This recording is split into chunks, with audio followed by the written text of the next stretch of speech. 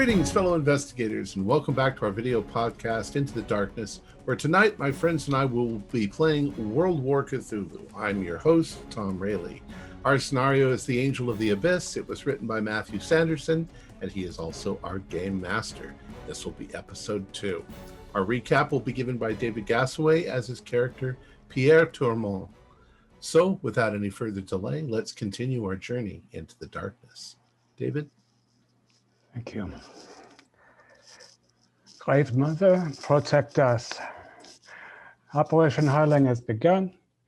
We parachuted in at midnight the night before and met our contact Tasia, a very stern young woman who updated us on the conditions at the rebel camp, which we arrived at before dawn.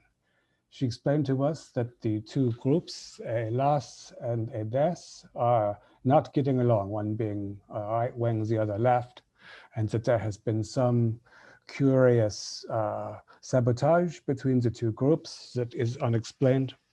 Also, there has been fatalities among the group, but not from each other, they think, or from the Italian forces, but what is described as a great bear that attacked the patrol at night. In fact, we find the figures from Ides and Alas in conflict that afternoon, which we diffuse somewhat as we agree that we will find out who is conducting this nighttime sabotage. We also learn from Vasilius of the situation in the village outside of which this church lies, where the important figures are a teacher and a policeman who supports the rebels but are concerned that this activity will bring them trouble, and the local priest, Statis, who is very enthusiastic. He is also conducting services on a daily basis and outside, and we suspect that this is why Anne has sent us here.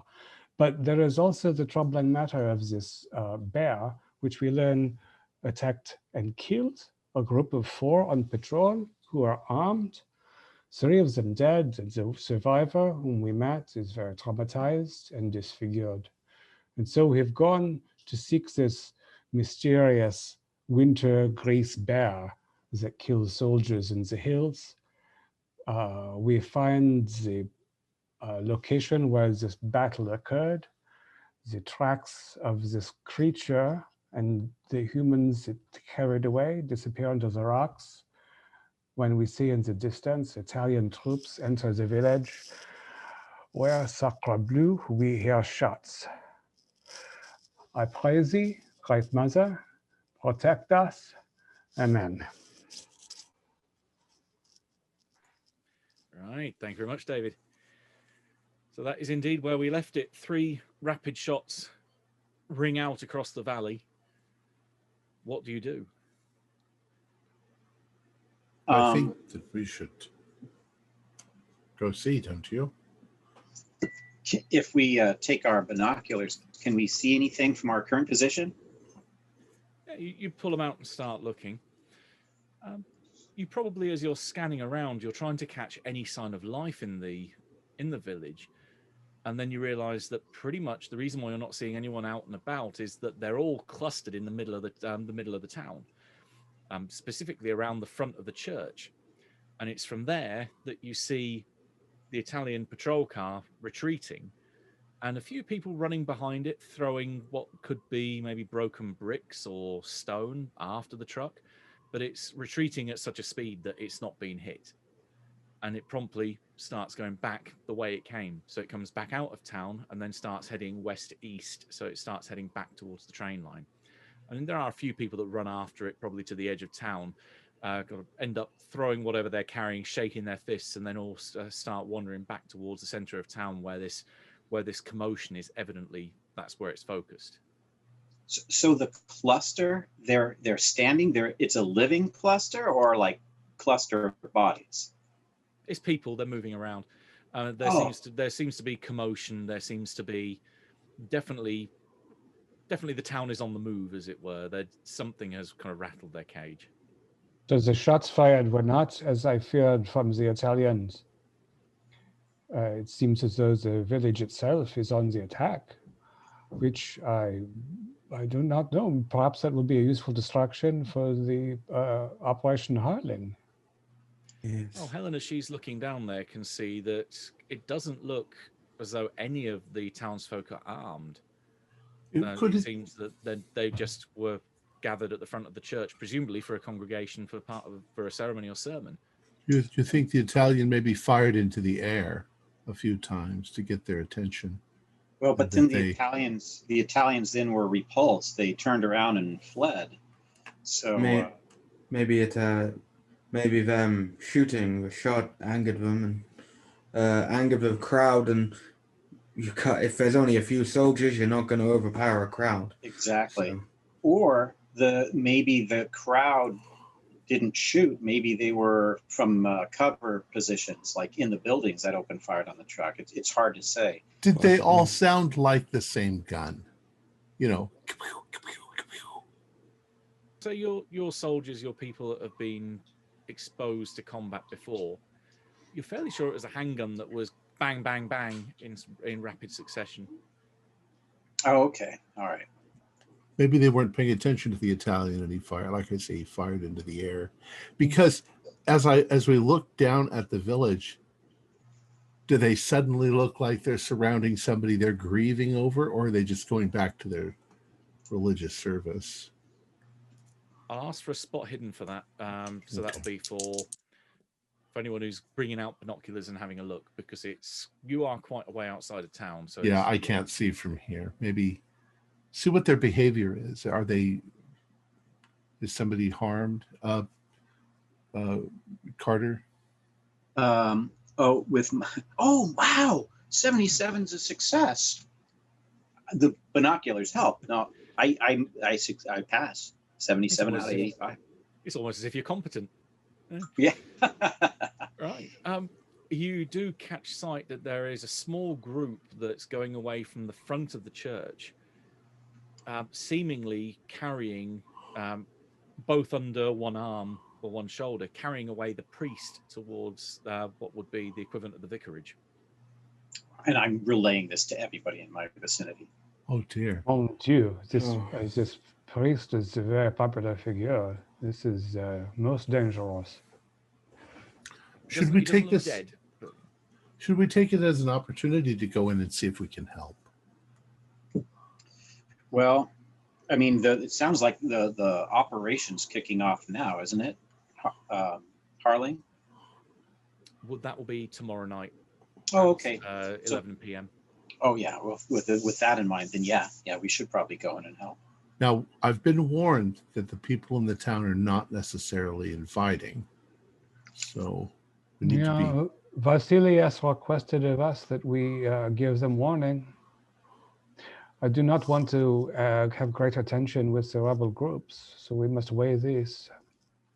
Perhaps we should go back then and then go from there. yes.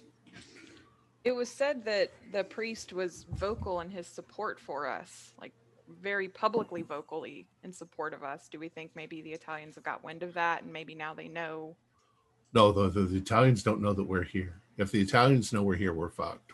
But if the priest was very vocally supportive of us, and now they've gone into the town and apparently shot him.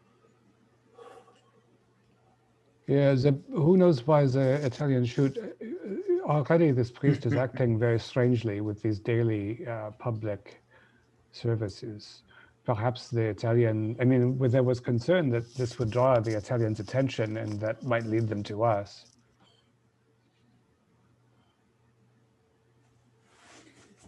I wonder if we should not continue to seek a cave that contains the remains of the dead soldiers and then return in an hour and report this to the rebels on both sides. Option 2. We could go towards the town. We have names. We could say, we're friends of theirs. We saw the commotion. We were trying to. There's no reason not to tell them the truth. We were looking for the animal that killed the soldiers. The villagers probably do not know about the bear attack. I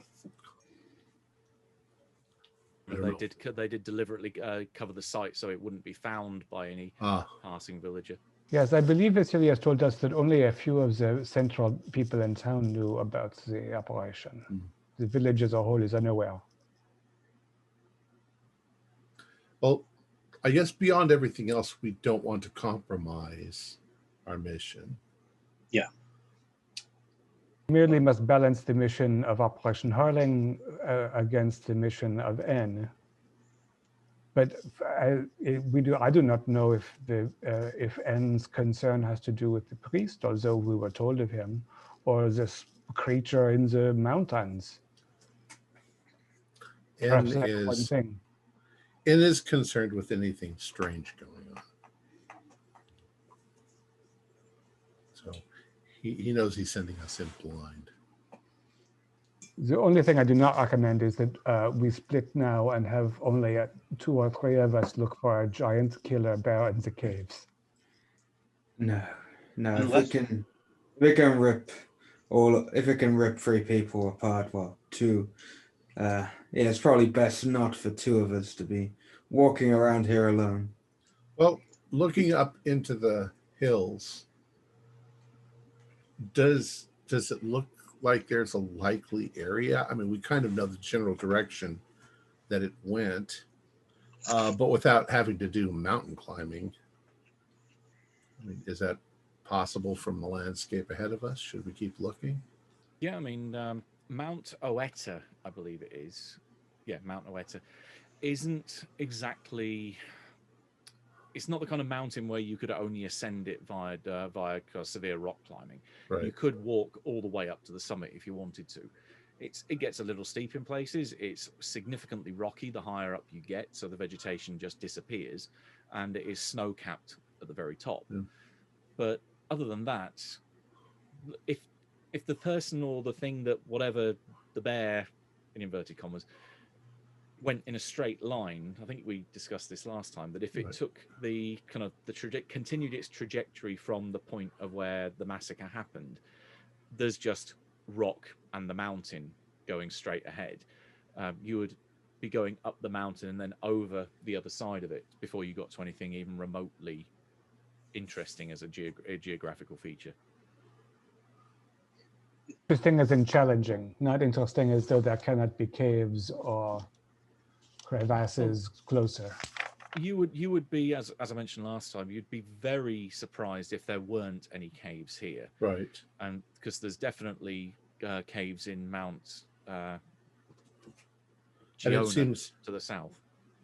less likely the higher we go, the more animals we're going to find. So if it's a bear or something, he's going to probably be, on our level of the mountain. Or Yeah, for it to go further up the mountain doesn't make any sense. right. It would be much lower with a cave that's towards the valley floor. Well, so why don't we follow along and see if we see anything? But I don't know how much longer we want to spend on this. Yeah, this crazed wild bear attack is right up N's alley, as with the increased religious activity. I'm wondering if the two are connected. And whereas we can't ask a bear, we could ask people in town. I mean, I think getting close to overhearing conversations in the town might give us more leads to succeeding in N's task. This is a village of a few hundred people at most. We cannot casually stroll by and sit in a cafe and listen to chitter-chat, even if we speak the Greek. Population is 1,100. That number was quoted last time, Yeah. so there's a fair few people down there. Do you know if there's any local legend of, some creature in the mountain or anything like that? Well, it's Greece. One of our people, Tassius, from the town of Lamia, and the region is vampires and witches. There is something else that might come to mind, though. Give me an occult roll. I got a 000, so clowns. Killer clowns, you know, they dance on the Yeah. mountaintops way under a full moon. Yeah, scary as shit. Thank God I used up that 000 though. You got it on the one roll where it's worth it. So, anyone with a success? Okay. There might be something out there, but you do not know it at the moment. There's lots of legends in old countries, so.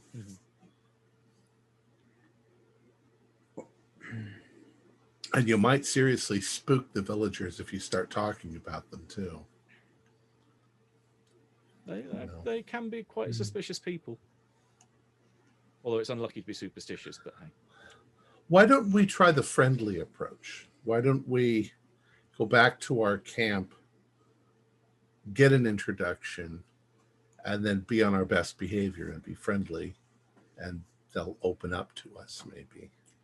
Yeah, so we basically have 1 day to get this done because Harling, actually, no, we have 2 days because it's at the end of tomorrow that it kicks off. So, yeah, so we have a fair amount of time to get that going. Matthew, do we know, you said in the beginning that we don't know the details of Harling. Because it's need to know. Right.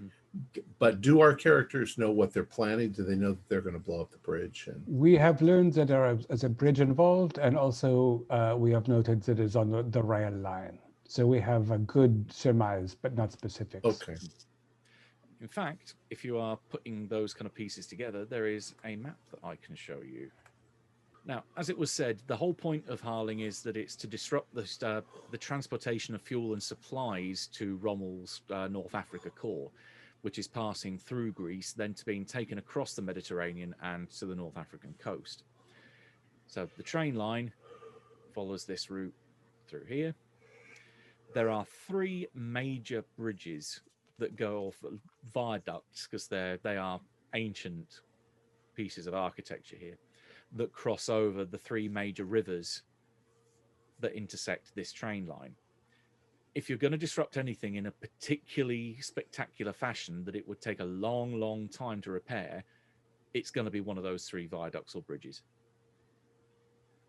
And given that you are here in Castelia, all of those 3 bridges are to the north, and they've already said that their task here is to intercept any reinforcements that will be coming up the train line from the south to the north.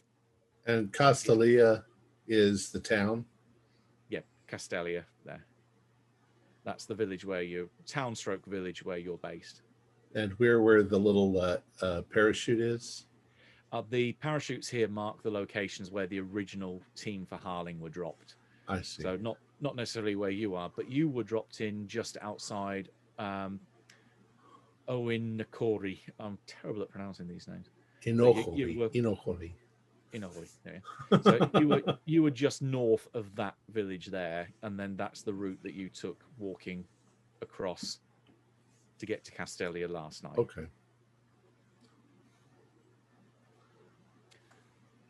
And actually, there's probably one we'll want to have a look at here, which is Castelia itself, to give you an idea of the layout of the place now that you've had a look from a higher ascension. There. So the main gathering that you saw take place, where everyone was out the front, was outside number 8 here. The again, church. Number 8 church. You're better at Greek pronunciation than I am. How do you pronounce that? Evangelistria Church. There you go. That's Sounds an about interesting right. word. Yeah. So there's this clearing here out the front that's opposite the library. And if having a town in Greece at this time having a library, especially in a rural area, is unusual, but nonetheless, it is there. in what direction are we from this town? You are towards the northeast at the minute, so you are outside of town with a clear view of the road that heads towards the railway. Got it. But so with a high enough elevation that you can see into the town and hence see what happened with the Italian force retreating. We are on the slope of Mount Oeta, and the troop went back towards the railway or away from the railway? They went back towards the railway. That's where they came from in the first place. Yeah. exited the right side of the map. Hmm. Okay. So they're not really coming towards us. They're more or less just sort of going Or running Going- past you, Yeah. to the south. far, far in front of us. What does the school building look like from here? We are not far from it. It's a couple of stories. It actually is surprisingly large. Again, given rural Greek towns, this does seem to be a bit of a local centre of learning. Yeah, it looks like it could house quite a few kids. So it is definitely a double story, and also there's a phone line running from it as well. So the school does have a telephone. Very modern little place. Yeah, apart from you can't really see much by way of electricity lines coming from here, but they've definitely got at least one phone in the village.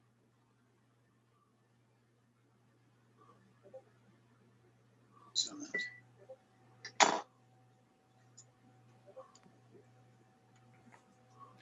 All right, so where are you thinking of going from here?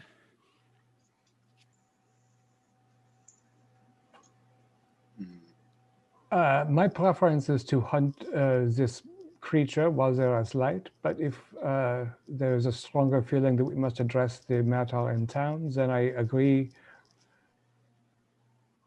I agree with Mademoiselle Bolter that we should talk to our rebel friends first and not barge in after there has been violence. Well, since we're here in the vicinity of the beast, maybe how many hours of daylight do we have left? Right, sun goes down, I believe. I think it's about 8. I'll double check. Oh, there we go. Sun sets at approximately 17:08, so 8 minutes past 5 in the afternoon. All right, and what is the current time again? You went after lunch, and it takes about an hour to get here, so it's probably about 1:30 by now. Okay, so yeah, we could. What do you think? Invest 3 hours or so in search up here for the beast? If we find a very complicated cave system, then maybe we stop and come back. If we find a few shallow caves, then we can explore them. If we find human remains, then we maybe come back with a party. Yeah, if we can actually find the remains, that will help us Yeah. quite a bit. Yes, especially, yes, there should be at least some scraps and things that we'll find. There will be somewhere they have the carbine. So the animal will not eat the weaponry. Or the clothing. We'll just have to keep going, see if I can pick up a trail to actually find the end point. But All right. Agreed. It sounds like you're searching for caves. Okay. I think it'll be mainly as you're wandering around. You can give me your choice of either spot hidden or luck to see whether you whether you either stumble across one or you see one off in the distance wherever you're wandering around. I'll roll a spot hidden. Oh, that's a hard success. Okay. Thelma's still looking up at the clouds. I mean, this weird this weird lettering that's been spelled out in the clouds. You think, all this face that you keep seeing, it's just keeps drawing your attention for some reason. Clowns. Yeah. It's that pointed hat on its, just unnatural angles. That cloud looks like a clown to me. Oh, you got 2 people in on the clown cult now. For those that succeed, you do indeed notice that a bit further down the slope from where you are, you do notice what look to be cave entrances. No more than probably, if you're spending what you say about 2 or 3 hours wandering around. Yeah, you probably only spot about 3, but you think there's almost certainly going to be more around here. I mean, the first one you find is very much just like an alcove. It goes like but Pac-Man's done a clunk into the rock and taken a huge chunk out of it. Otherwise, the other 2 you find are a bit more meaty. So they are not quite tunnels that go into the rock, but definitely openings with definitely ways that they expand out into another cave system at the back end of it. And even looking around those, you've got lights, you've got torches.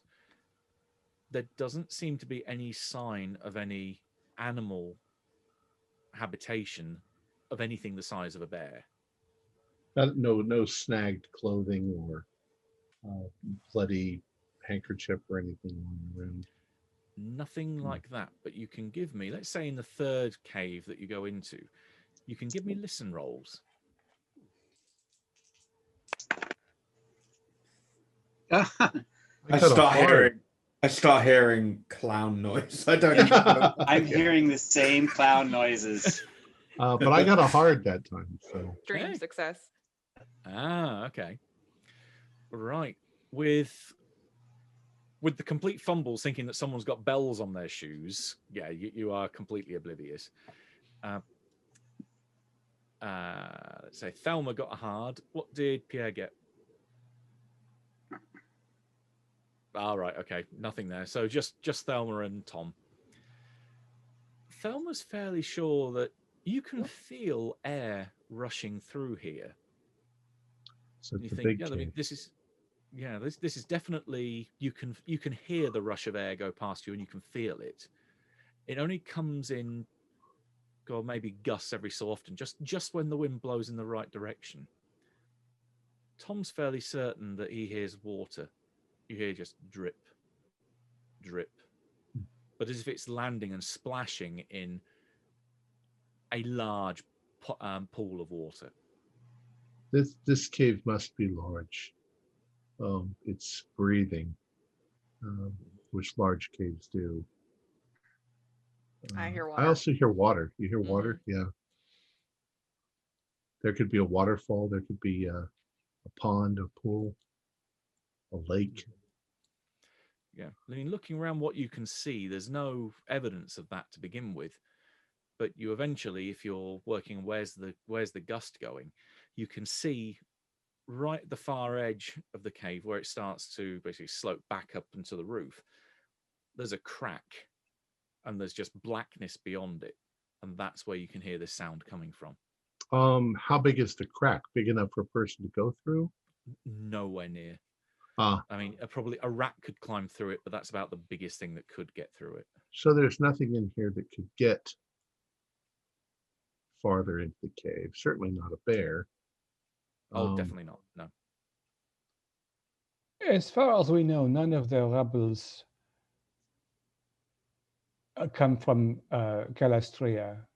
They are gathered from around the country, but we have no villagers are in our group at the church. At the camp? Yeah, is that so? I don't think so. I don't think they are. Certainly, the Yeah. rebel leadership is not local. True. Also, with these bodies, I was thinking, is it possible that yes, this bear or whatever took him away, but maybe humans got rid of the bodies? People. It's a We have lot of trouble to go through out in the countryside. It is, but if it was a bear or something, it would have taken it back to somewhere. We would have some sense of where it'd be. It seems like there's no more tracks. If they were eviscerated, there would be more blood or little bits here and there. my friends. Where's the trail gone? I have an absurd thought I must share with you. We have realized a few things. Yes, that only 2 bodies were taken away. It cannot be a bear that did this, and so we have a 4th person who is not identified. So perhaps the beast that killed 2 of the rebels and maimed the 3rd is the 4th. We're going back to the werewolf idea. Something like this, yeah. But not attacking from the woods, but in the party to begin with, because that is why we have only 2 missing. Well, I suppose if we want to put it, we mentioned local legends and things like that. I believe that the Lamia is a woman that can appear to be a woman and then change into some sort of monster, a kind of vampire werewolf thing. I don't really know that legend very well, but I've heard of it. Alexis was with 3 men on the patrol, though. Stephanos, Leonidas, and Dionysus. Maybe she's the creature. Well, she's had her eye poked out. And we still have 1 body missing then. At any rate, we cannot, I think what, a cave of this size, it must have a name in the village, right? Well, if there's no opening to the outside, not necessarily. It's not a tourist trap, which is when it would get a name, probably. And this mountain is the one that has the ancient Roman monastery on the top? Not on the top, but it's on the slopes. Yeah. It's on the slopes. Yeah. I think that we've spent enough time doing this. Maybe we come back, but I think we need to check out the village. Yeah, agreed. Yeah, definitely a priority. I want to put a few grenades through this crack in the wall, but not until we talk to someone about what is here. Well, is it limestone? Is it? It probably would be. Yeah. You might not even need to do that. You could probably hack through it with a shovel. It's actually pretty soft rock. It would take time. Oh, have any of you got the demolition skill? Yes, I do. Taking a look at that crack, you think a well-placed charge could probably open it up enough to climb on through. Well, yeah, there's definitely no way a human can get through it as they currently stand. The size is just too small. well, we could blow our way through. It seems like the best bet. I feel like that's an excellent way to draw attention to ourselves. That'll ring out through the valley and alert the Italians. You know, a well-placed cough would hide it. If you did it carefully, like I say, if we took shovels and we scraped a crack into it and then put it in the crack, it might just snap it off, just enough to snap it. You know, if it's limestone, that's how they cut limestone. They just put a crack in it and then put a little. Could we try that? Could we try that with our entrenchment tools? We could try. Yeah, that wouldn't be too hard. I'll just take out my entrenchment tool and just start hammering away at at one of the cracks. The likely ability comes in play again. Love it. I'm not even surprised anymore that he has that. Cool replica entrenchment tool, World War. Oh, right. If you're having a hack away at it, yeah, give me a strength roll. Oh no. Yeah, maybe some. Someone else. I'll give it a go if you're. Oh wait, a 32 out of 45. Yeah, pass. Okay, so regular success. Yeah. Yeah, you start hacking away at it. You realise the crack does go a fair way into the rock. This is probably the best part of 6 feet. You think that it goes back before it opens up into whatever's on the other side. But by hacking away at enough, you can kind of get from your shoulders up further into the crack to get an idea of what's in there. You think from looking at this and maybe poking around with a torch shining away inside there that it is a much larger cavern on the far side that is probably an underground lake, because you can hear a lot of water dripping away in there.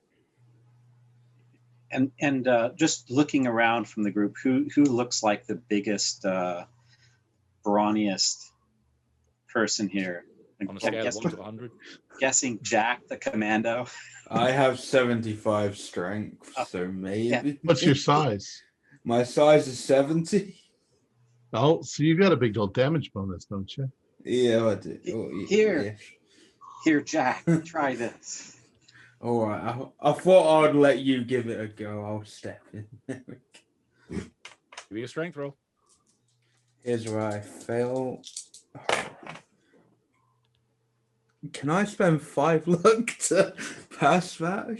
You Did can you- spend as much luck as you like. So you just don't want to be. You just don't want to be showing up, do you? No. I will spend 5 luck. There we go. Okay, you in which case you start hacking away at this as well. You make a little bit of an improvement, and yeah, I mean you can definitely tell there's something much bigger on the other side of this. But how big? It just seems huge. Why we can get through this. It'll take a little while. I feel like there's something bigger on the other side. It might be worth taking a look. And there's no light in this internal lake. Only the light that you're shining inside it. Is it cold in there? Colder? Oh yes. Should be about 54 degrees then. I don't know. Do we have any flares? Yeah, I think you probably would have flares. Well, I am not sure what we are doing this for. We were looking for a bear, but I guess we're just doing it. We're looking for a man killer. We know is not a bear. We're looking for remains, and there seems to be a larger. But there was cave. just a crack that a Yeah, rat the- couldn't get through. The assumption would be that there was another entrance somewhere to this Ah, larger space. Okay. Most definitely. Which is why I ask if there is light from some other source. The one thing also your clearing of the widening of the crack would reveal is that there is more of a wind. So yeah, you are opening the crack up to reveal a much larger cavern, or probably what you think would be a series of caverns beyond it. But again, there's no way anyone could have squeezed through this thing before you started hacking away at it. But there could be other entrances. You In almost fact, there's certain there almost is. definitely other entrances. for some There of was this wind, game. there was, yeah. Well, should we open it big enough to at least get a look at it, see the lake close up, and then leave if we have to? You have, Jack, a suitable charge that will allow us in and not bring the roof down on us? Oh, I pull out one of the just out of my back pocket. Not back pocket, like back pocket. Why not? You just keep some blood around. Here's one I prepared earlier. Just glad I Yeah. didn't sit down on it. Okay. Hey, when you're going out in the woods, you never know when you're gonna need it. So before he does that, I'm going to go to a position where I can easily see where the Italians retreated down, and I'm just going to look very intently at their position or where they left.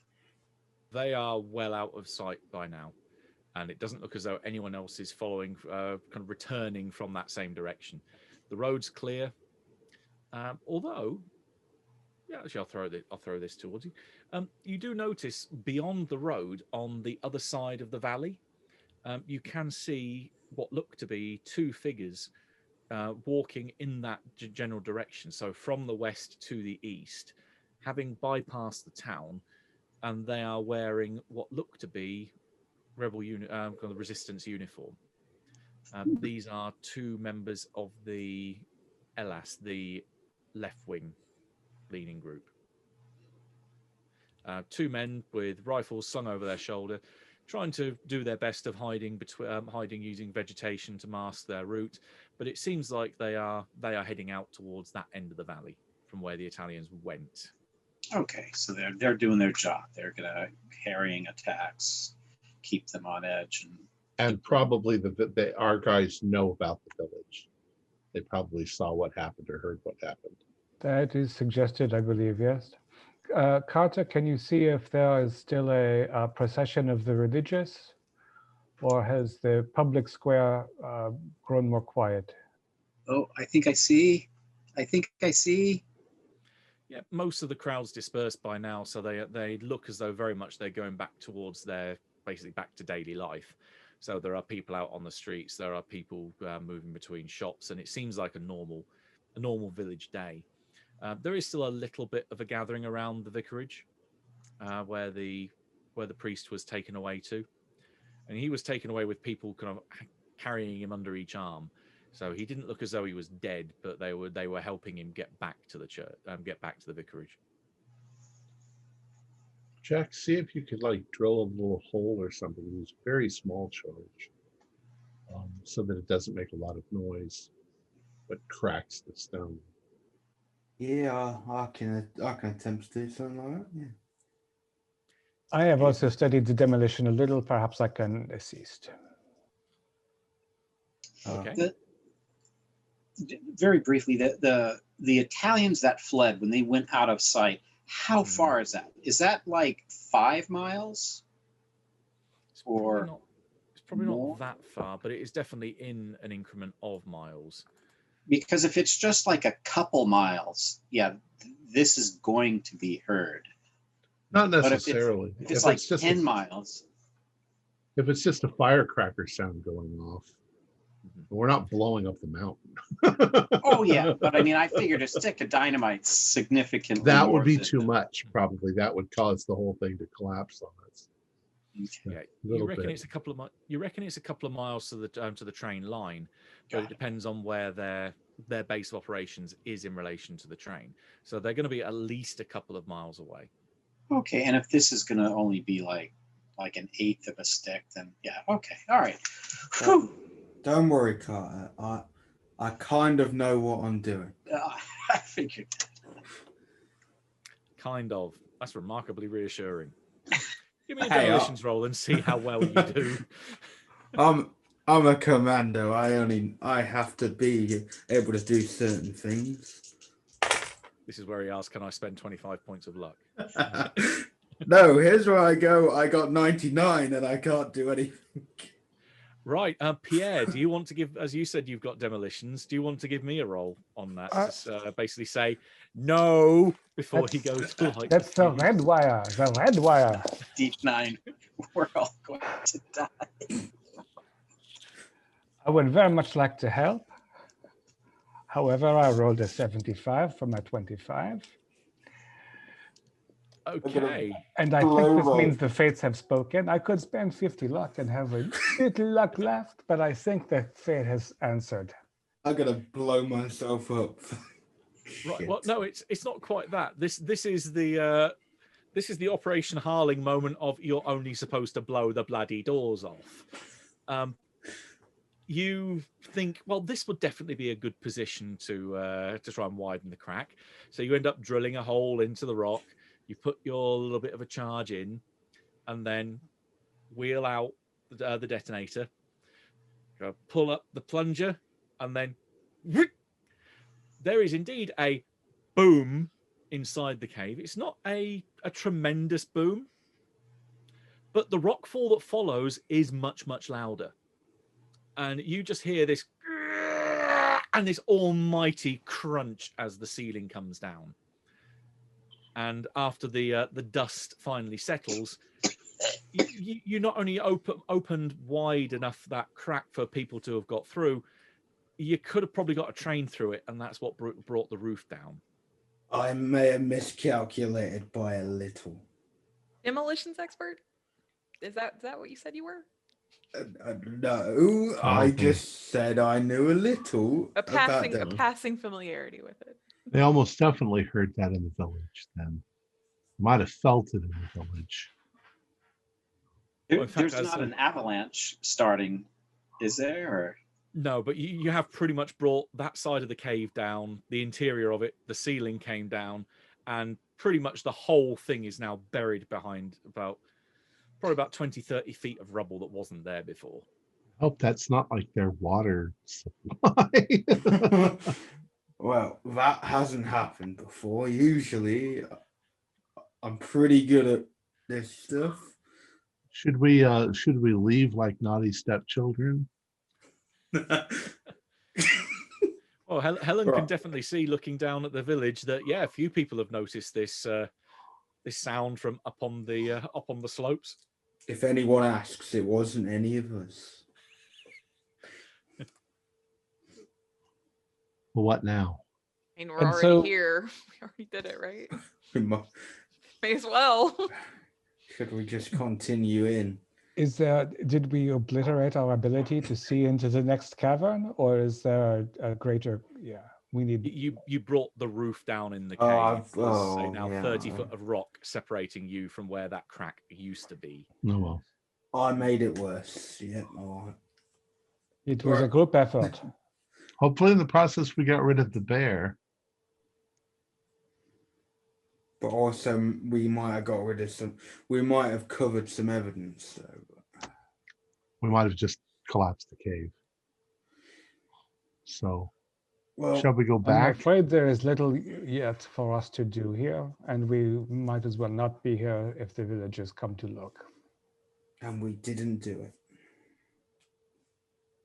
On the plus side, if you wanted to exert some spin on this, you've got another cave at least down the way that you went into, which was similar to this. If you were able to replicate that spectacular piece of demolitions, that would indeed be a distraction if the Italian forces did come back this way.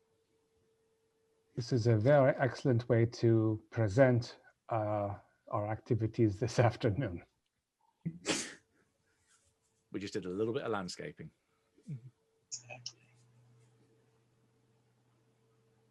Hey, where's the landscape gardening crew going next? What is the plan? Back. I think we need to go back. Yeah. All right. Maybe save.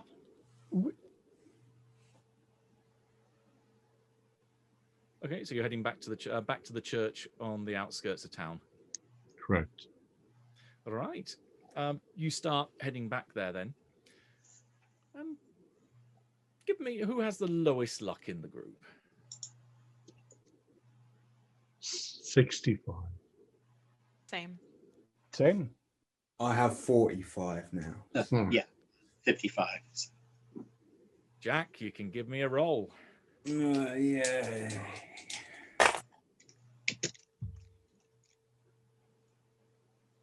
47. You That's missed it fair. by that much. Yep. Right. 47. Okay. In In I which need case to you'll throw the dice. I need to throw my dice away. you want to retire them and get another set. Yeah. Right. You start heading back as a group then towards the church. You don't encounter anyone on the way, but you do notice. Let me double check the name to make sure I get it right.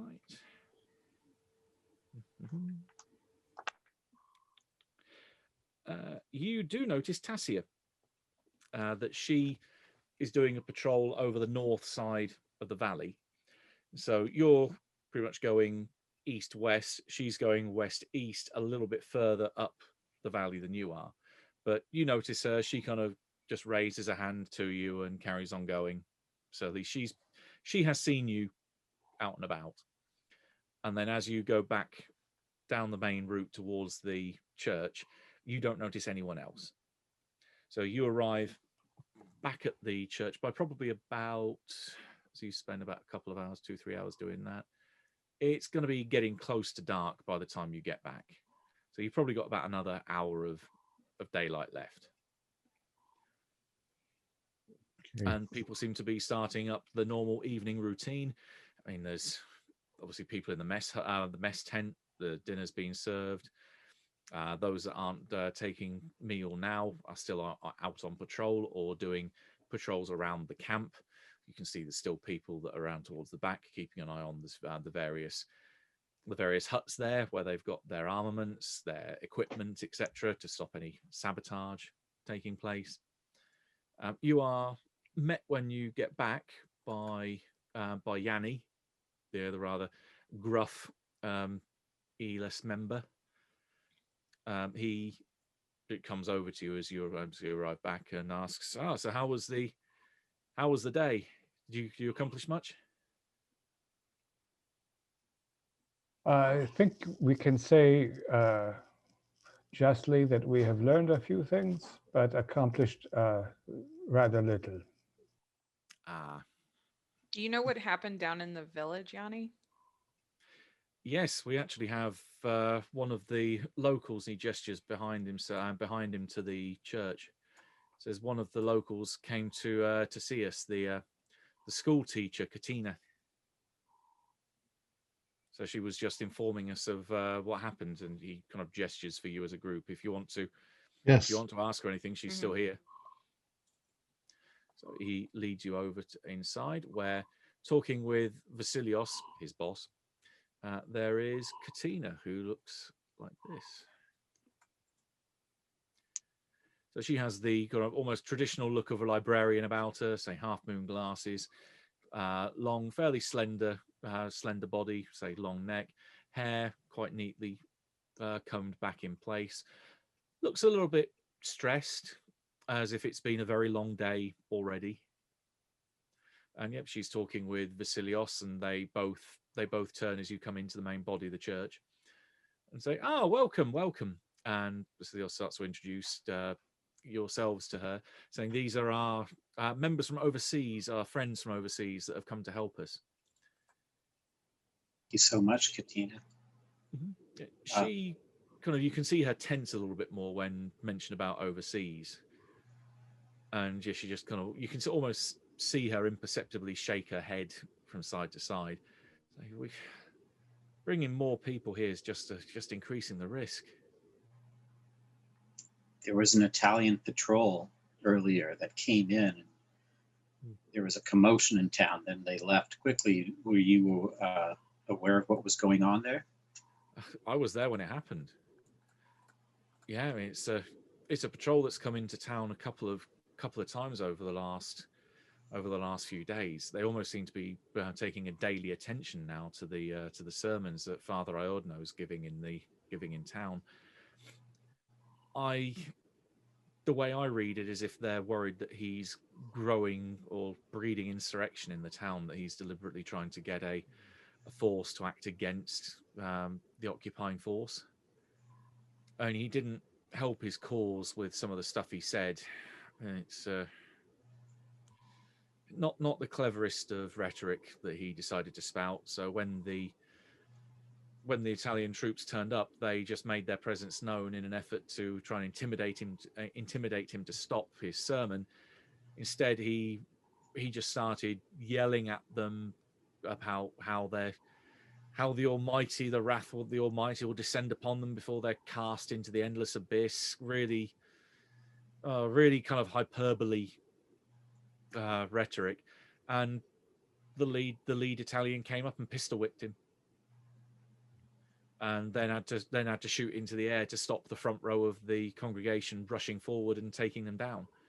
And they just managed to get out with their tails between their legs and ran back to wherever it is. Do you suspect they will come back with a greater force after? Almost certainly. Yeah. So Father Stathis was not shot; he was just beaten. Yeah, he was hit admittedly very badly. He's currently in the vicarage recovering. He's probably going to be in bed for hopefully the next couple of days, because I think he really should stay in bed at this point and not go out to continue his sermons. He's bringing the town together, but I don't know, saying stuff like that, he's really put a red flag to a bull here.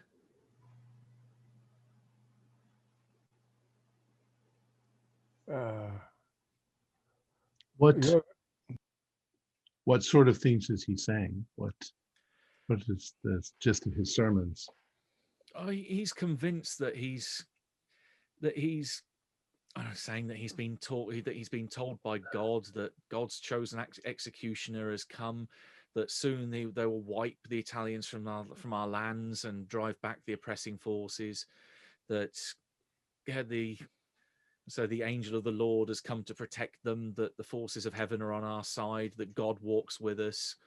And it's almost as if that we are the righteous, for God is on our side, and that these ungodly Italians are going to be driven from our land, and it's going to be religion that's behind it rather than the hand of man. Well, historically, that has been the church has always claimed that it was God that drove back the bad guys when they did. Yeah, she mutters, "Yeah, crusades. death toll then and death toll now. The Turks, specifically. Yeah. Is it has the priest always had these open air congregations? Is that his usual style? She shakes her head. No, this is only something fairly recent. I mean, this started. She kind of starts trying to work out in her head when it began, and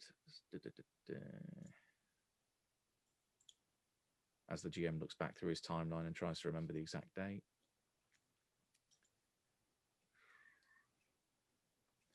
It's probably been a couple of weeks.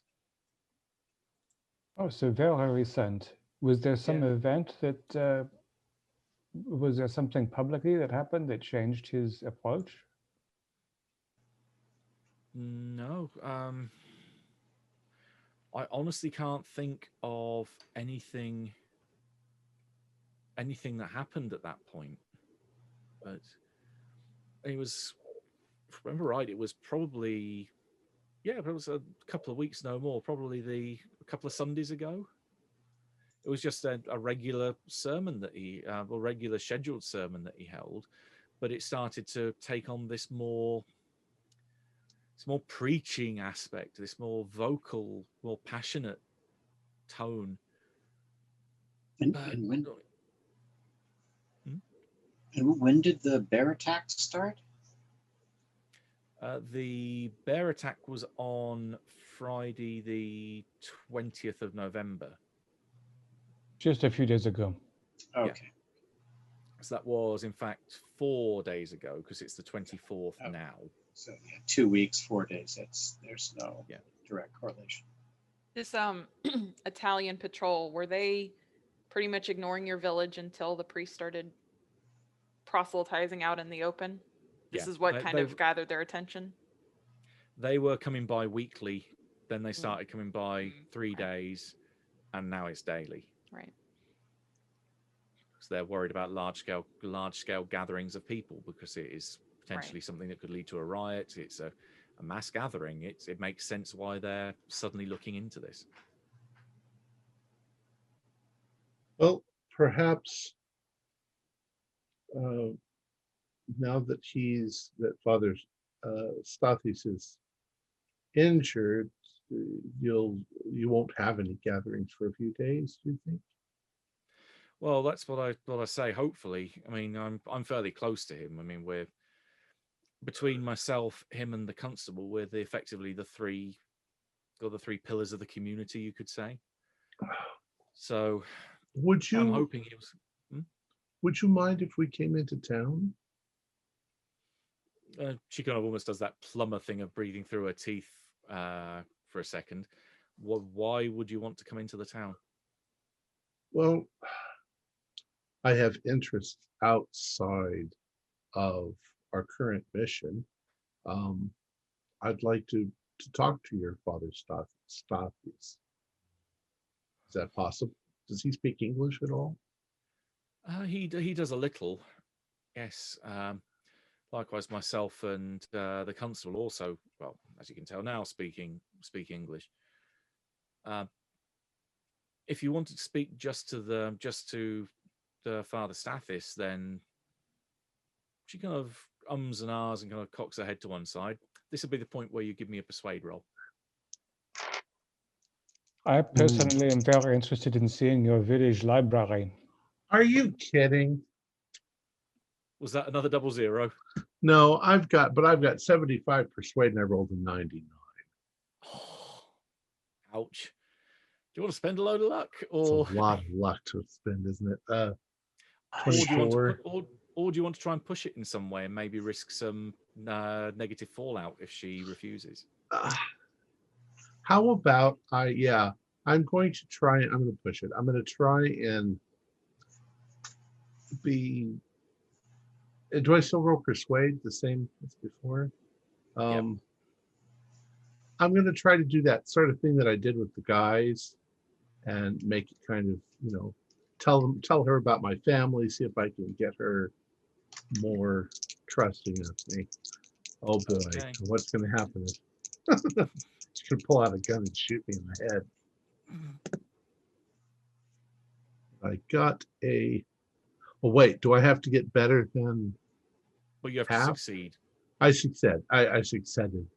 I got 69 out of 75.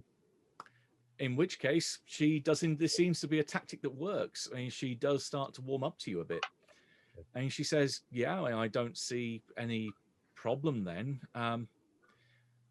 I mean, did you want to go now, or did you want to wait until the morning?" Well, it's dark. It's starting to get dark, isn't it? Yeah, you've got about an hour before the sun goes down. How far is the village? How long would it take to? With a push, you could get there in about half an hour. I could be back here a half an hour after dark or so. Mhm. What do you think, guys? Should I try it? Should I think that this Father Stathis is of great interest. And again, I am curious to see this village library. So it is not safe to go back and forth alone, I think. But if a few of us go, I think this is a good idea. This is in line with what N wants us to do, so I'm fully in we, favor. we simply must be back in time to prepare for tonight's hunt of the serpent. correct? Yeah. And that is not until that is a mission for later anyway. Right. It's after dark. Oh, after we start to wind down for the evening. Yeah. All right. So I'm going. Who else is Okay. going? Oh, no. See, Okay. In which case, Katina looks to Jack and Tom. Do you also want to come, or are you staying here? If we're with Katina, we should have. I mean, they're not going to attack us, obviously. I'll come anyway, just in case the Italians decide to show I'll go as well. themselves. this is a point. We do not know when they will come back with their retribution for being chased away today by peasants with rocks. Exactly. Even if I just do a few patrols, well, as long as they don't mind me doing a few patrols to make sure it's safe. Keep an eye out for the Italians, because they, as you said, Pierre, they might want revenge. Right. In which case, then, as it starts getting dark, the six of you wander back towards the village. The lights are starting to come on in various homes as you're reaching the outskirts. Again, as it's not electricity, electricity has not made it here yet. So you're seeing lots of oil lamps being lit, fires in houses, and so on. And it seems a nice, cozy, comfortable little place. It's definitely got a feel of community about it. There's definitely sounds of joviality and just general life carrying on, really, here as you move through the town. And you get to the center where the church and the library are, and then the vicarage next to it. So you're pretty much within a few meters of each other, really. So who wants to do what first? Well, I said that I wanted to talk to the priest. Should we get a look at the church first? I mean, the reason why we're really here is because we suspect there's something supernatural going on. Mhm. So, I'd like to take a look at the church. Yeah. Also, we will see if Katina wants to give us a small tour, or if she wants to hand us over to someone. I assume she is the one who will let me or us into the library, because it is evening. It must be closed. she's she the does have teacher, the- so she'd be kind of a good one to show us around. Yeah, I mean, she definitely Yeah. has the keys If to you get can in. continue to make her feel warmly toward you, and she will give us a little village tour. Okay.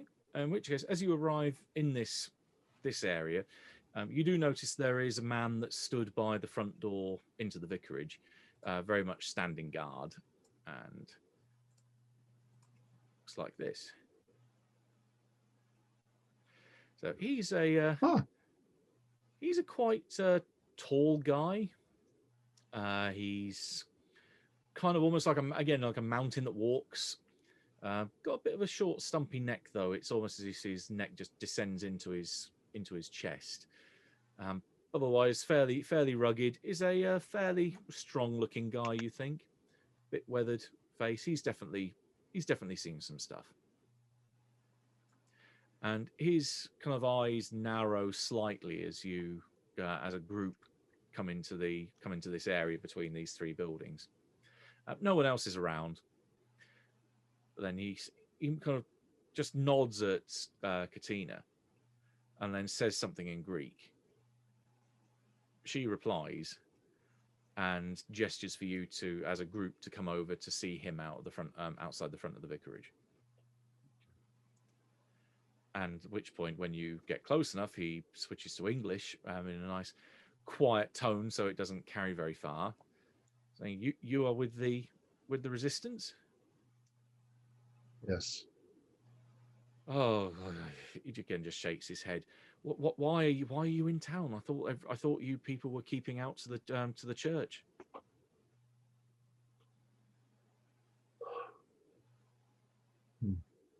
Monsieur, as matters here in the town have escalated, and we are part of the intelligence organizational structure for the operation coming, we felt the need to have a small understanding so that we may communicate this information to the other participants. We certainly, Madame Katina will be guiding us, and we will make no display of ourselves in the village. Okay. I can understand that, especially in wake of what happened this afternoon. We're very concerned about Father Stathis. You're not the only one. Is he all right? Well, he's taken a large bump to the head. We've recommended he stay in bed. We hope he hasn't got concussion, but it's a possibility. He was hit hard. It is very, very brutal of the Italian. Do you think it is possible to give the priest some laudanum or something that will convince him to rest? Because it seems as if his religious fervor might take him to the street no matter how badly he is injured. If at the prospect of actually getting him to sleep, the guy kind of perks up a bit. I said, "Well, if you have something that can sedate him, I won't object. I mean, he's still. When I checked on him a few minutes ago, he's still awake. So if you wanted to go in and convince him to take something to calm his nerves and to settle him, then by all means. So it keeps him off the steps of the church tomorrow morning, all the better." So with that, he turns around and opens the door up to the vicarage and offers for you to step inside.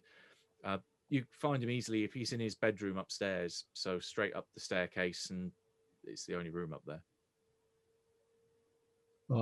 We want to ask him some questions beforehand. I'm just saying that to Pierre, obviously. You're muted. Sadly, I have no drugs anyway. I was going to whisper, "Who has the laudanum? Does anybody bring morphine for their own pleasure?" Well, first aid kits that you'd be dropped in with will have at least your personal morphine supply for if you were injured. Yeah, I may have could have a little extra because I have quite high in first aid, so maybe that is I'll buy that. I think that's very likely, yeah.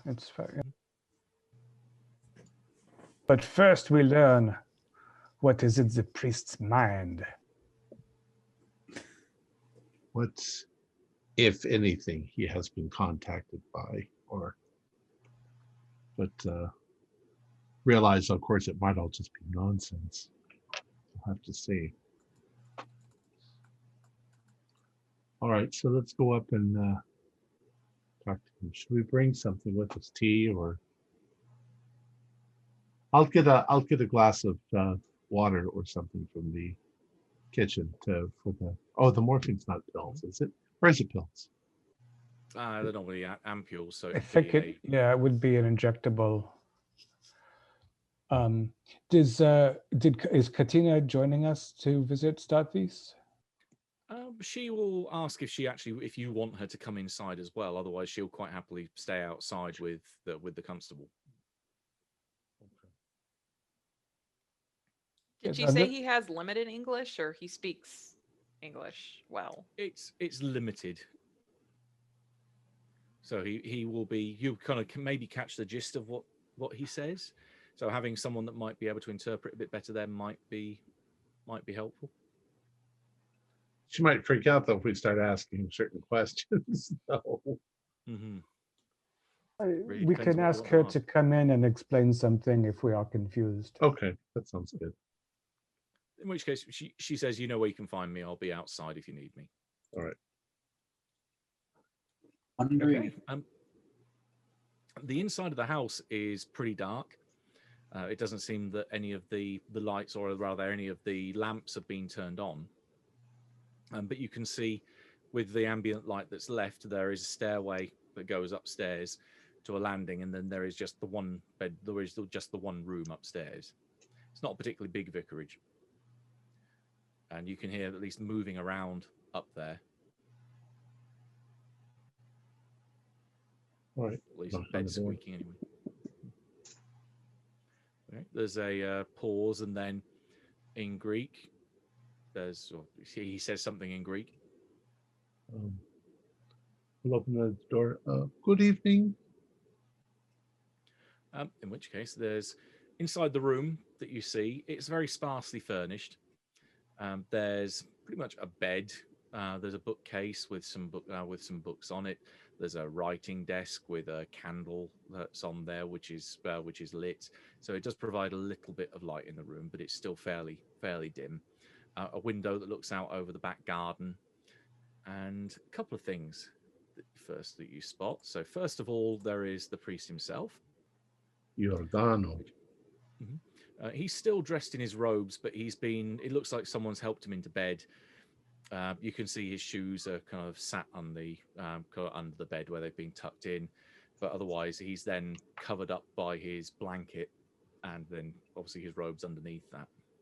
Which, considering the room is pretty cold, at least it means he's going to be keeping warm, at least as best he can. And then above the bed, there's something that looks a little odd at first inspection. It's, you think, probably a woodcut.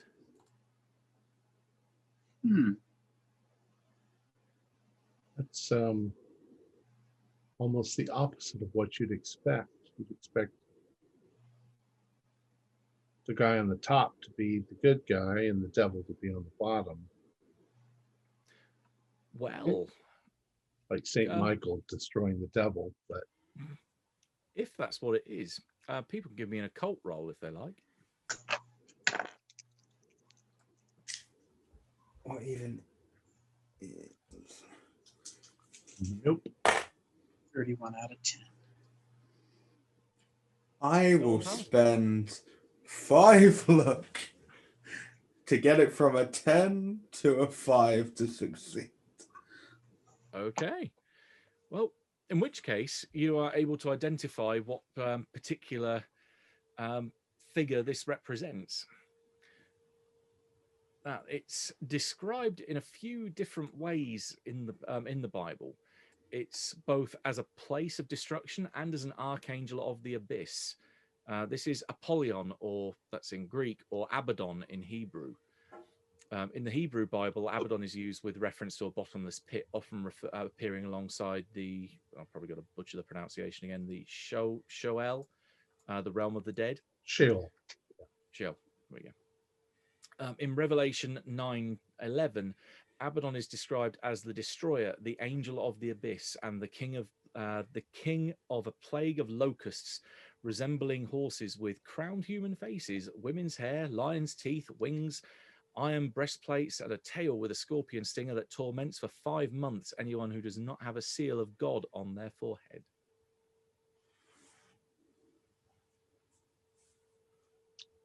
Book of Revelations. There's all crazy stuff. Like Oh yeah, it's where all the crazy fun stuff is in that book. Yeah. But yeah, just it's definitely a biblical passage, or at least a biblical depiction. Mm. But yeah, it's whether you count this Apollyon or Abaddon as whether it be a god's archangel of death or abyss or destruction. It's got multiple layers of meaning here. But yeah, not your typical fluffy depiction of an angel. Although we know from other circumstances, angels can also be a hell of a lot weirder creatures, like wheels full of eyes, six-winged, proclaiming to the throne of God. They come in all shapes and sizes. As we come into the room, I try to be, as gentle as possible. I'm, we're friends of Katina. We're on your side. We heard what the Italians did to you, and it's terrible. Yes, he kind of looks at you, not wide-eyed, but definitely more open-eyed, and trying to put the words together in his mind. It's, yes, you with resistance, yes? Yes. Ah, good. Friends, yes.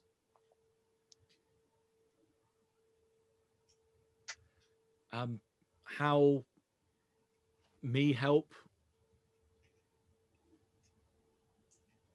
We wanted to know more about what you have been preaching, because we do believe in God and that He's on our side. We've come from a long way away. Obviously, we don't speak Greek. Yeah. Yeah, he kind of smiles at that. So you are English, yes? Also Yes. French. And French, France, yes. Well, sounds like Estelma's doing all the most of the talking there. Estelma's time to give me another persuade roll. Oh, Better her than me. yeah, 62 out of 75. Okay. Yeah, he kind of sits up as best he can in bed, and you can see he's got this really horrible bruise across the top of his forehead. It looks like he definitely did take a fair beating from the Italians. I have heard God. God has told. He's spoken to you. He nods quite enthusiastically. God has told me our deliverance is at hand. He says something in Greek and then kind of backtracks. His divine executioner is here, and he gestures to the woodcut. Picture. Yeah.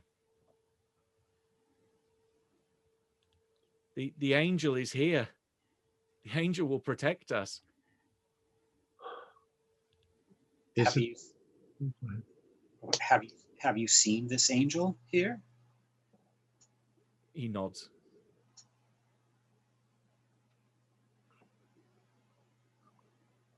Is it the end of the world?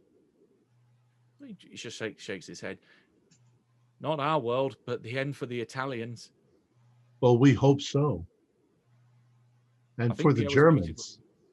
I think Pierre was muted when you tried to speak. I saw gestures and movement, but the angel is now on the mountain Ornos nearby. He just shakes his head and then says something in Greek. Where is the angel? He shakes his head.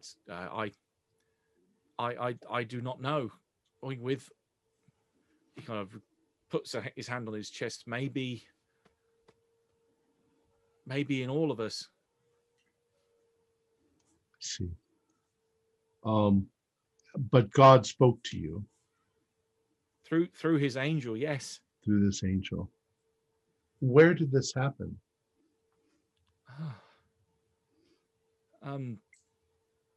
He starts to shake his head, at which point his eyes start to almost like glaze over, and you can see he squints and kind of holds the wound on his head.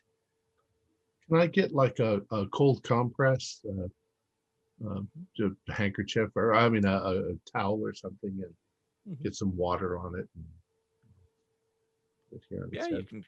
you can do some basic first aid. I won't make you roll for that because it's not going to have a mechanical benefit for him, but And it'll, we at least have- it'll help him. I'll tell him too that we have painkillers that we'll give him Yeah. to help him sleep.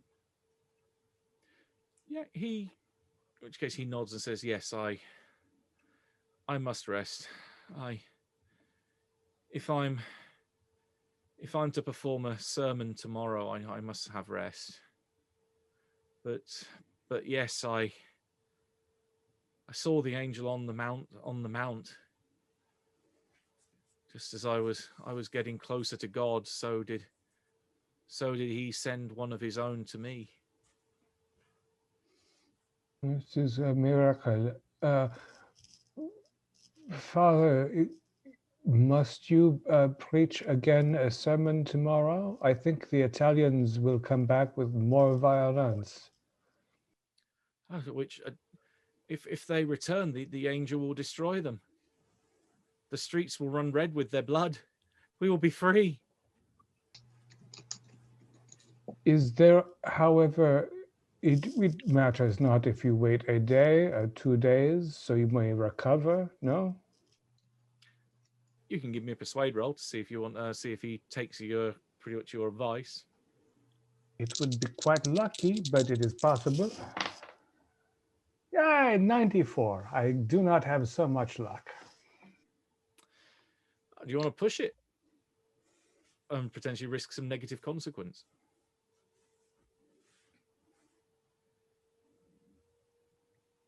I think I am very likely to only make the old man angry.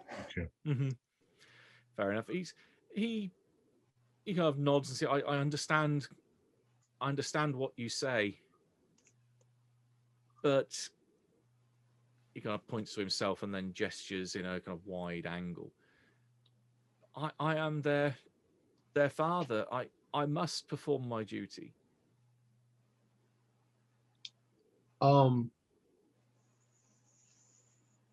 When the angel spoke to you, were you here or were you in the church? On the mountain. You were on the mountain. About 2 weeks ago, 3 weeks ago. So he kind of blinks as he tries to focus. The 15th. It was a Sunday. 9 days.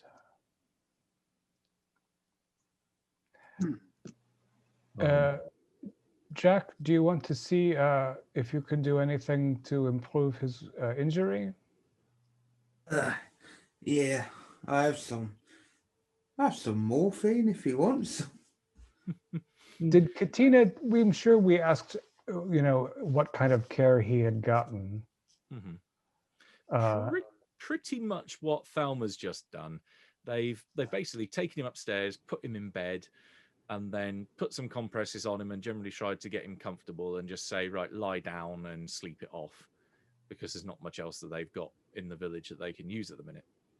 Can't put a splint on a brain anyway. Yeah, his head's kind of the wrong shape, really. Yeah. Well, I'll give him a little morphine, just a little bit. Well, Okay. that's going to knock him out pretty quick. So let's make sure we've got all of our questions done. Yeah.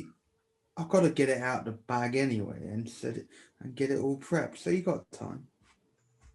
Father Stathis, are there any large wild animals on the mountain? Peculiarly at you. I've never heard of wild animals large here. No, he just shakes his head and goes, no. And was this angel, did it appear to you in a cave or out in the open? He just looks slightly bemused. Well, not bemused, but confused is a better word here. I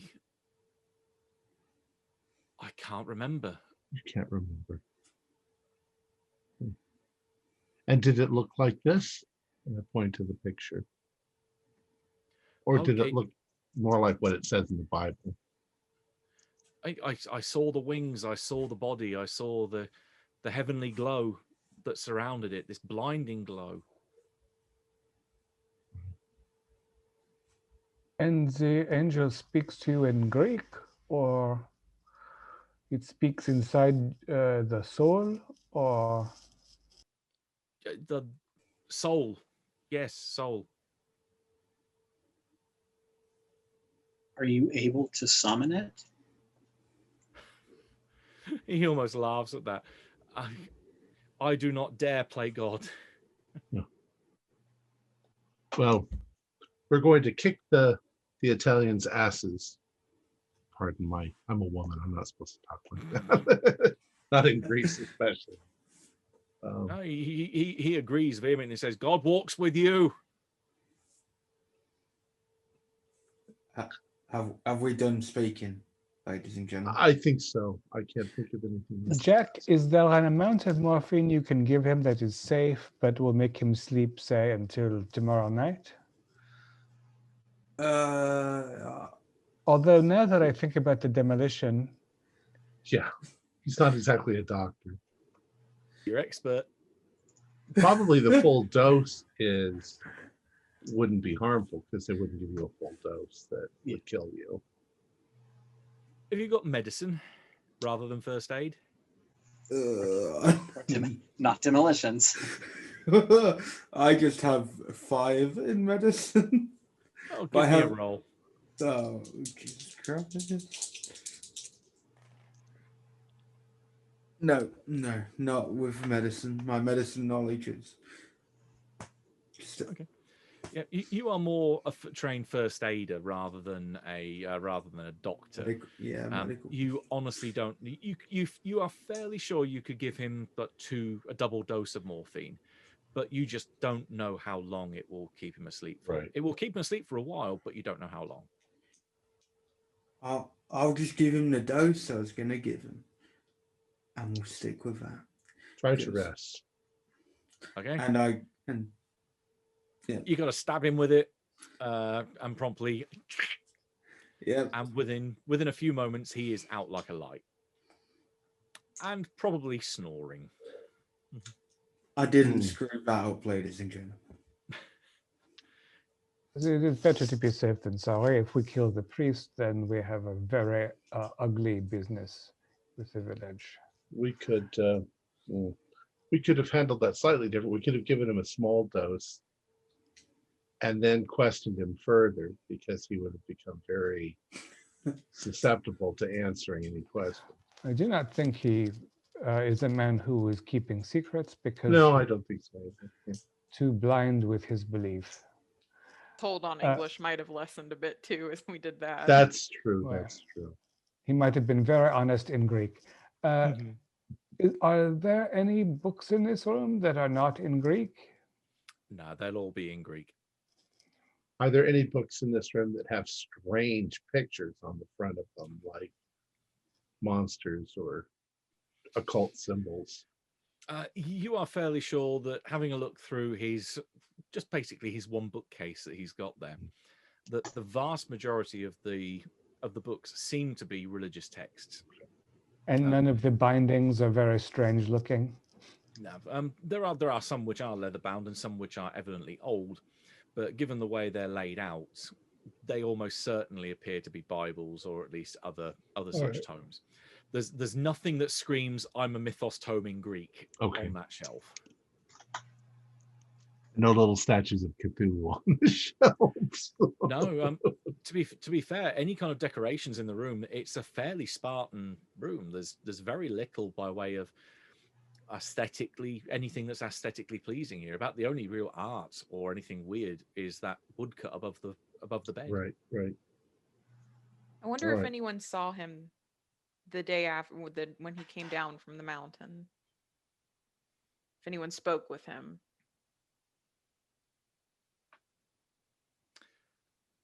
Give It- me. Go ahead. I was going to say, give me an idea roll. It sounds to me like it was a Sunday.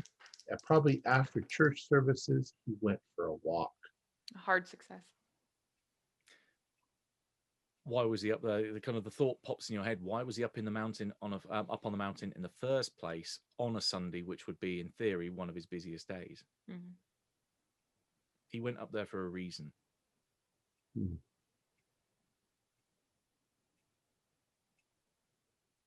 This vicarage you said is small. There is no place for a housekeeper or anyone. He lives alone in quiet contemplation. No, it's a one bed. The only room upstairs is the bedroom.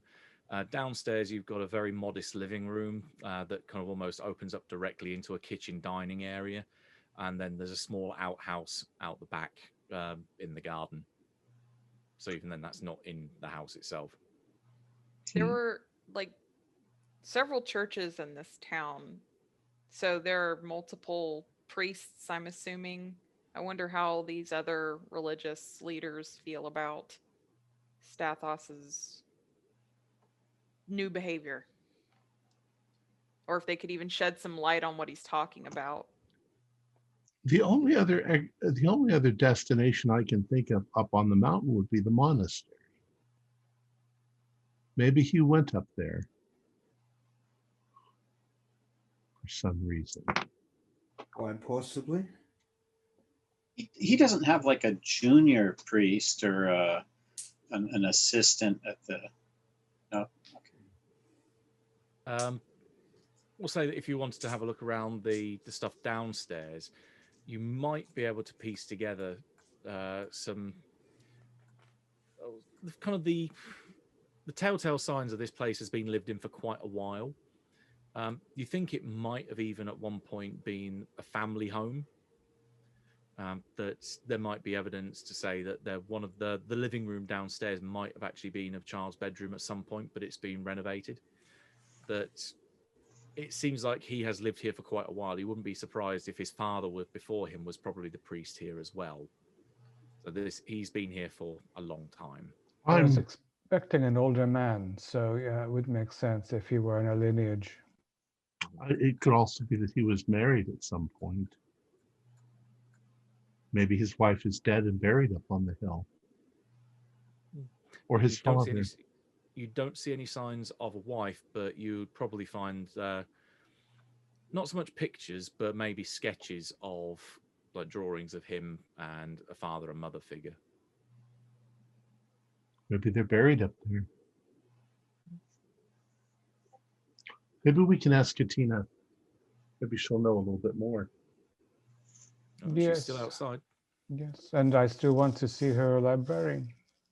Mm-hmm. Let's go. Don't need to be here. He's falling asleep. Yeah, you can still hear snoring upstairs. Okay, outside, it's just Katina there now. The constable has gone. She turns to you all and says, "Well, I hope everything went okay in there." Indeed. He is resting for now. Hopefully he will be wise and not read his sermon tomorrow, but I think he is insistent. Stubborn. I'll come by tomorrow morning and check on him just to make sure that, well, hopefully he's okay. Was his father the priest before him? Yes, he's one of a long line of the priests here. Is there a cemetery up on the hill? She kind of looks a little bit quizzical. No. No, not on the hill. It's the back of the church. We were wondering. He said that on the 15th, he went for a walk up onto the mountain. Is there any reason why he would do that on a Sunday?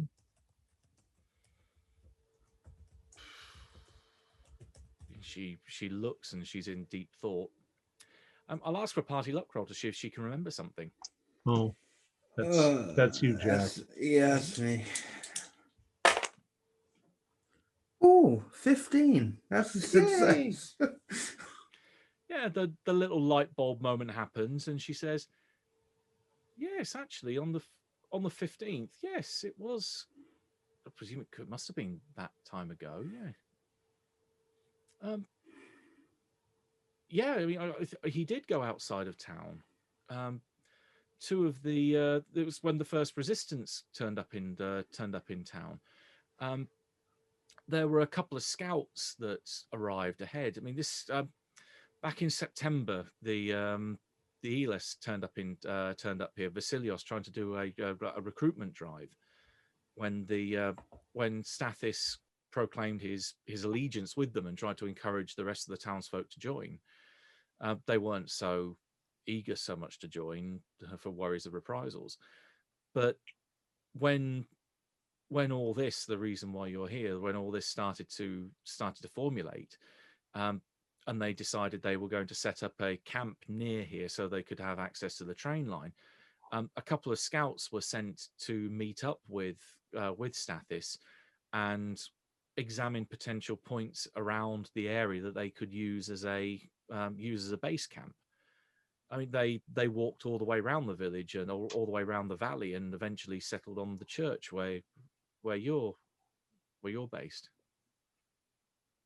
So Father Stathis went with these scouts all Yes. around the hillsides.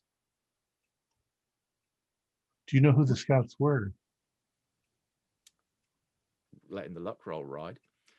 I can't remember their names, but I remember it was a young girl and a man slightly older. Alexis and Stephanos, perhaps. The names ring a bell. Yeah, I think it was. I think the young girl's name was Alexis. If I can sort of secretly to the aside say something to the others without her hearing, the center of this problem might not be here. It might be back in our camp. We have work tonight as well. If you will indulge us visitors a moment longer, I'm just curious to see your handsome librarian. So we can handle this as a quick montage then, because it really does not take Katina long to show you around the one-room library. Castelia is very much, say, an oddity in the sense that it's got very much a focus on higher learning here. So you have, in this, admittedly, it's quite a large, almost like you think maybe like a small village or town hall might be. Where there's various tables in the center of the clear area, and then the books are just around the outskirts of the room. There's lots of books here on history, a lot on geography, but then also plenty on the sciences, particularly looking at the likes of metallurgy, chemistry. Yeah, it's plenty on woodworking as well. It seems to be a very functional library. Definitely, it looks like it is used fairly regularly. So there's definitely signs of it having been lived in. It's not, the books aren't just pristine on the shelf. But yeah, there's nothing here that kind of launches any red flags. Again, there's not a restricted section with a handful of mythos tomes. Nothing that really cries out as being anything other than a functional small town library. But its presence here is a little odd given context of rural Greece. It's a very handsome institution. Because you have all these books on geography, I wonder if there is any traditional significance to the mountain to the west, Oenos. Stories of its origin and history, or a figure that lives there. Is there a pit that leads to Hades? No, nothing that really springs to mind. I mean, though there are various legends and such connected with such areas and folklore. That's the same anywhere. But definitely, Katina doesn't take any stock in it. So she says it's there might be stuff here, but it's not anything that we would take seriously. Very good luck with Father Stathis.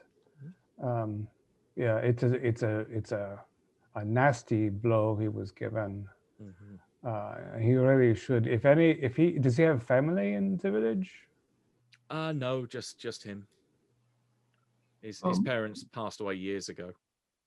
One other question would be, are there any of the villagers that are not agreeing with Father Stathis that don't like the resistance being there and want to get rid of them?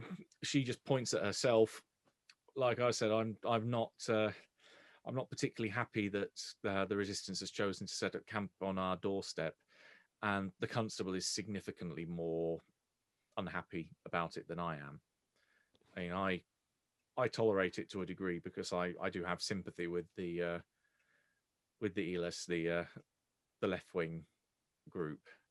Well, I hopefully think we'll they be are, out of your hair fairly quickly. just as long as no one here gets hurt, I'm happy. And likewise, the constable has his heart in the right place. He is primarily interested with the survival of the town and our residents. He doesn't want harm to come to anyone here, and the fact that you, and this is tarring you all the same brush, but saying that as you are all outside of town, you are a big target if anything was to alert the Italians for you being here. Indeed. Well, we better get back to town or it's going to be really dark. Well, the sun's already gone down by this point. We appreciate your sufferings, Katina. I think the greatest danger, of course, right now for the village is the fact that Father Stathis is in open conflict.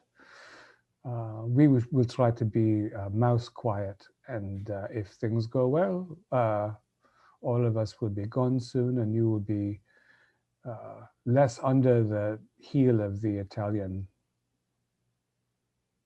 Bon nuit. I hope it all goes well.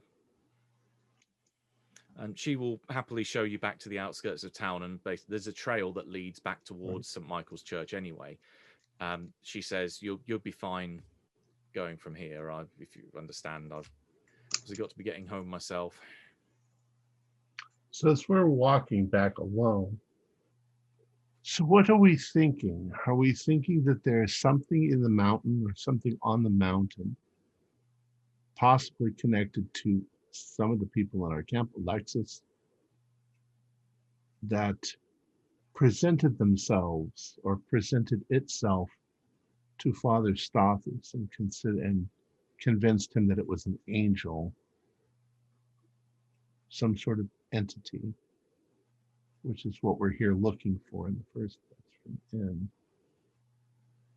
Although I am concerned that in some way he is inviting or propitiating an entity, it seems as though he is mostly a result of this incursion and not a cause of it. The question we have to decide who in the rebel camp we can trust, and learn all we can about who went up the hill with Alexis and did not come back. We have a trail of 2 figures dragged off.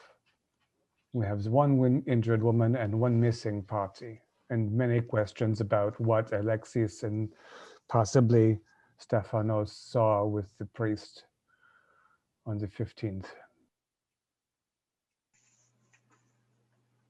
You also have to ask the question. I'm sorry, go ahead. I was just going to say, would speaking with her again do us any good? We know she wasn't entirely forthcoming the last time we spoke with her. Perhaps indirectly we can find out who was on patrol with her. Find it from somebody else. We could, I mean, she gave us names, but we can compare them certainly. Also ask who it was on the detail that covered up the trail of the bodies, perhaps. It may be she was Elas. We may need to speak to someone in Edas and they will be less protective of the injured young woman. I'm thinking, I'm asking the question in my mind. Let's make some wild assumptions. Let's say it's some sort of lamia or a werewolf that happened to live in this region, and that it didn't like the intrusion, and they've sort of irritated it. And then the priest somehow stumbled on it, and it realized it could use the priest as a diversion. It couldn't do that with the patrol, so it had to kill the patrol. We need to be on guard, because if we walk, we might be walking right into its territory if it's there. And then what do we do if we encounter it? Should we kill it? Well, it depends on how much of a threat it poses to us. If in the end it might not be as dangerous as it seems. Well, if it can reason, maybe we can reason with it. But if otherwise, not, we shoot it to smithereens. I would hate to destroy something so rare if we didn't have to. In past operations within, what has been the general overriding order? There's no general. We need to use our own discretion, I think. Very context dependent. We were told to eliminate any threats. When the Well- priest says this thing will cause the streets to run with blood, this to me sounds a bit a threat. But that could just be his religious zealotry coloring everything. He, I think, conflates different elements very much. If it's just a thing that wants to be left alone. If the night goes peaceably, and that is a great if, right, as we stay awake and try to spy on some intruder. If the night goes peaceably, I think we need to visit the ruined monastery. We have an abandoned church, a ruined monastery, and a creature in between that says it's an angel. And we only have tomorrow to do that. So yeah. Tomorrow morning, early, we'll go out, I think, and see if we can get to the monastery on the mountain. See if our trap tonight catches any shenanigans going. I wonder if it's the thing itself doing it. But We shall see. all right. And it was a full moon not that long ago, so we should have decent light heading back. Oh, and that's what I was going to guess was the 15th. Something special, like new moon or full moon. I don't believe any major phase hits that day. Okay. So no, there's nothing special about the moon then. Okay. I think it was the 22nd was the full moon. So yeah, it's a week before that. There's nothing special about the significance of that. Anyway, you march on back towards the church, and you don't have to get too far out before you realize that there's a little bit of a commotion happening over there. And there's a lot of people out and about. It seems like they're all looking around as if they're performing a search of the immediate area around the church itself. We shall hail them in a visible way so that they do not think we are attacking. No, that's fine. You are waved over. In fact, one of the NPCs that you've met can greet you on the way in. So we'll have Anastasia. Yeah, we'll have Anastasia, the EDES translator. Perfect. Yeah, she comes over towards you as you're one of the first kind of ones that spots you waving. And as she comes over, she says, have you passed anyone coming back this way? Was there anyone else on the road? No, mademoiselle. Oh, great. She just shakes her head. Well, we've got it's It's all kicking off around here, I'm afraid. What happened? Our friendly saboteur seems to have struck on a couple of, well, hopefully one front rather than two. But well, we've got a patrol that's overdue. So two of our men that were heading out towards the railway line and was supposed to be back a couple of hours ago. And more concerningly, well, you probably want to hear this inside. And she's gesturing towards the church. They broke into the armory or the weapons store, and there's some explosives gone, and a timer. Uh-oh. Our little trap, I guess, we did not set in time. Hmm. Looks like it. They acted during, yeah. That's surprising. Do we know what hours this theft occurred? It could have been any time today. No one's been inside the hut. It's sort of everything's been shut up and under guard.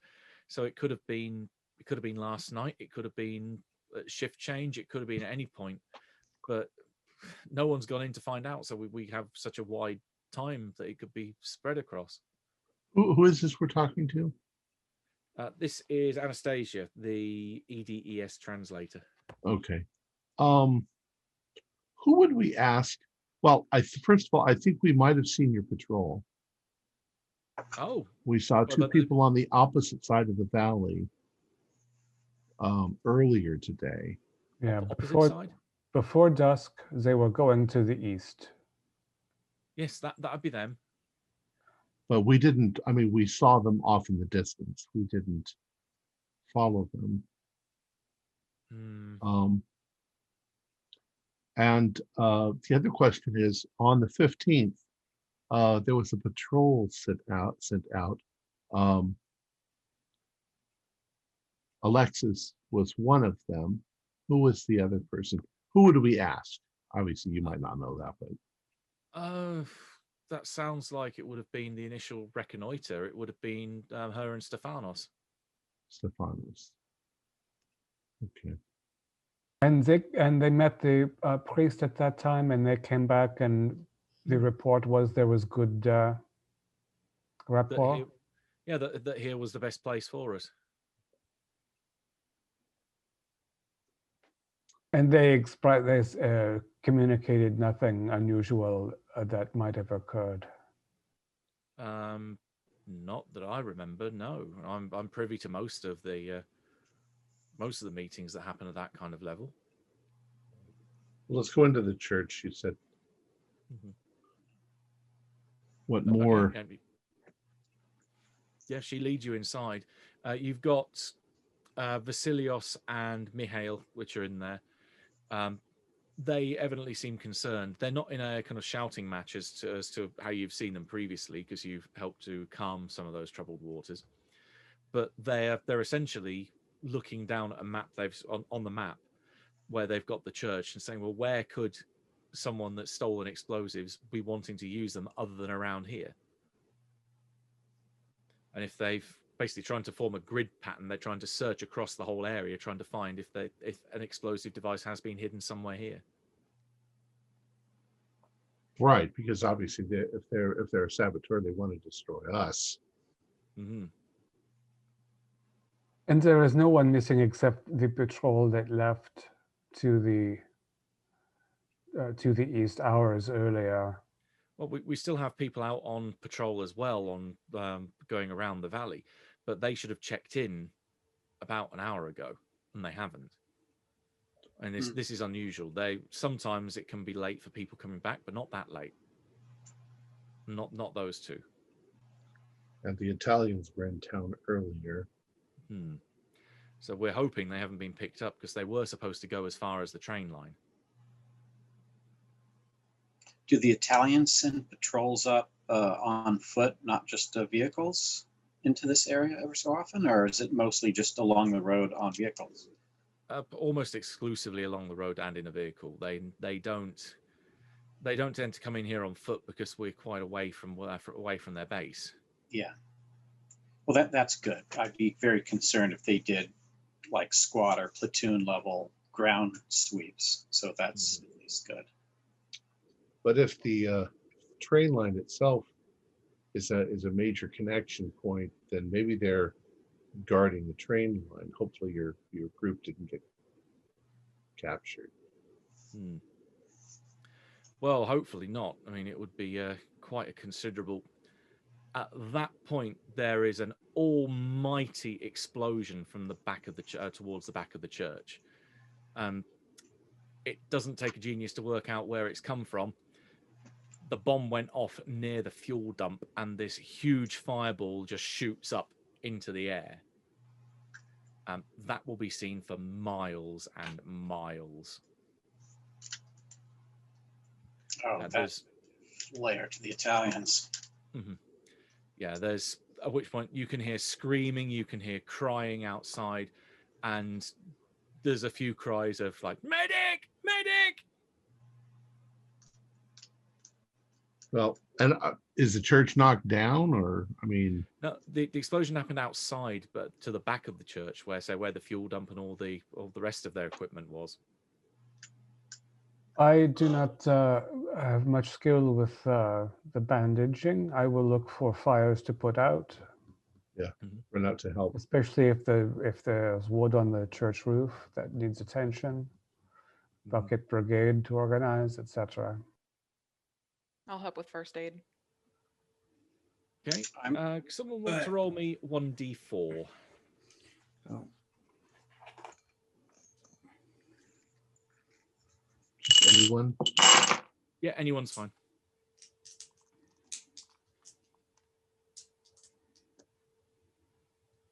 Four. Ooh, okay. Right. When Tom rushes out then to go and find, start to administer first aid, you can, I'll say give me a SAN roll. Even though you are a sort of combat veteran, there's seeing certain things which will shake even the most hardened of people. No, that'd be a failure. Okay, it's only be the 1 point then, because say you have at least got some degree of hardness to this. You head outside and find that there were a lot of people searching around that area, specifically looking for, was someone hiding a bomb around here? And they were. And now there are pieces of people all around you. And there are hands, there are legs, there are bits of torso, and a few what seems to be upper torsos and heads that are just scattered around here. I mean, it is carnage. There are people on fire that are trying to put themselves out. There are some which have that have done so a bit more luckily, but are now covered in large parts of their body are burnt off, and it's pretty darn horrific. And there's some people here you are just not going to be able to do anything for, and if it's kind of almost like a mercy to spend a bullet on them. Then I'll do triage. Whoever is most likely to be able to be saved, but also most serious. Mm-hmm. Okay. Well, around the back, you can identify amongst the dead. Yanni, he's gone, as is Georgia, the ELS translator. You catch sight of what you are fairly sure is also Ionis, the EDS second. And also, as she didn't join you going into the church, Anastasia as well. There's just bits of them, all those 4 people all over that area. Is the majority of the victims looking to be on one resistance group or the other, or is it a pretty... That's just split between quite evenly. Mm-hmm. This is pretty much the border between both camps, and everyone was looking around here trying to find where those explosives had gone. They all got caught indiscriminately. So I'm grabbing binoculars and going to a high point and looking. I'm just going to lay low and look in the direction where the Italians most likely would come if they see this and hear this. Mm-hmm. Okay, your best vantage point would be to either get to the top of the church or the top of a tall tree that's nearby. At the minute, nothing's coming because it's still quite a way. You're still quite a way out, but you know that fireball will have been seen for miles around. Yeah, so I'll keep my eyes peeled in that direction. Fuck. Even when it's dark, there's going to be a pillar of smoke that will help them find us even at night. Fuck. I'm gonna have my gun, my Lee Enfield prepared because I'm expecting company at some point. So, and as much as I would love to try give medical aid, like there's blood and guts everywhere. I'm not even gonna attempt to sift through. I want to, in the carnage, I want to keep my eyes open for, was it Vasilios? Was the one He on was patrol? Vasilios is the head of the left wing, the ELAS. He Right. and his counterpart Mihai were inside the church, so the two leaders are still. They were alive. looking at the Okay. map together. All Yeah. the men, it was Alexis and Stephanos who met Stefan. Satis, and Stephanos is one of the victims of the creature. The only, Ah, so he is probably the thing. okay. So I'm going to keep my eyes out for Alexis. She's probably still in the medical tent. Is that on fire or? Give me a spot hidden roll. 15. What is my spot? That is almost an extreme. I'll spend 2 points to make it an extreme. Okay. You wander by her tent. In which case, with an extreme, you also smell. You smell something around her tent, which don't smell good either. Okay. Her tent when you go by just smells like death. It just smells like something died in there. Okay. I'm going to open up the tent and look inside.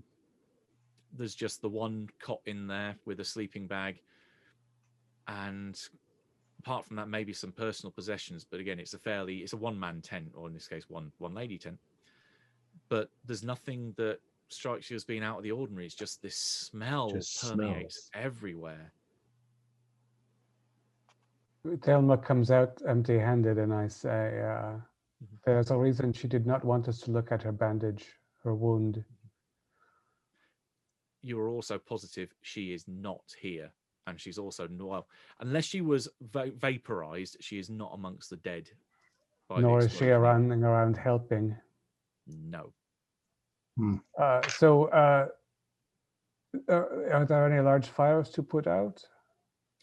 Well, there is that big one with the still burning fuel dump, because now that goes off, and it's almost a secondary set of explosions that take the trucks next to it. So that whole area is just one raging inferno at the moment. Nothing that I can use a water or a shovel and sand on now. We just have to get away from here. But when there's about 20 or 30 people helping you, as they will be, that you would be one of the bucket chain, as it were, putting stuff out, because they are desperate to make sure that they get this out as soon as possible, because it's otherwise a great big beacon saying, "Hey, we're here." Right. So that's the primary goal, that the rest of those that have survived and those that aren't helping with first aid, that's what they're doing. They're trying to put this out. Helen, keep an eye out. I shout to her. Helen, keep an eye out. Just notify me and Tom when you see, and we'll have to do what we can. But, well, we have to be careful. We still don't want to let them know that we're here. I mean, this shows them there's something here, but it doesn't tell them, it doesn't confirm that we're the resistance. True, but we just gotta be cautious. I don't think we can hide evidence that something was going on here before they get here. Right, but it could be an hour or so. So, as Helen is up at a high vantage point watching, you can give me a spot hidden roll, but to get much detail, I am going to ask for an extreme, because this is right on the other side of the village.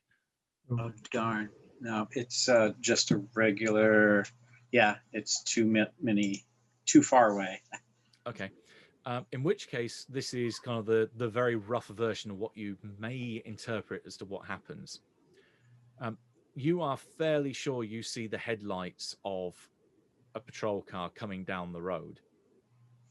It gets fairly close to the village, and then it stops. You don't hear the troops. But you don't hear the sound of the gunfire, but you can see muzzle flashes. and then everything goes quiet, and then a flare gets launched. From about where the truck was. Very close to it. And then the truck just doesn't move. It just stays there. Are we familiar to Italian flare colors and their meanings? Like one color for like attack in this direction, another color for distress. While you're thinking of what the significance would be, the flare becomes more visible to everyone in the area because it goes quite high, and you'll start hearing the commotion down below. That basically says, "Shit, they're coming." That was a resistance flare that went up, not an Italian flare.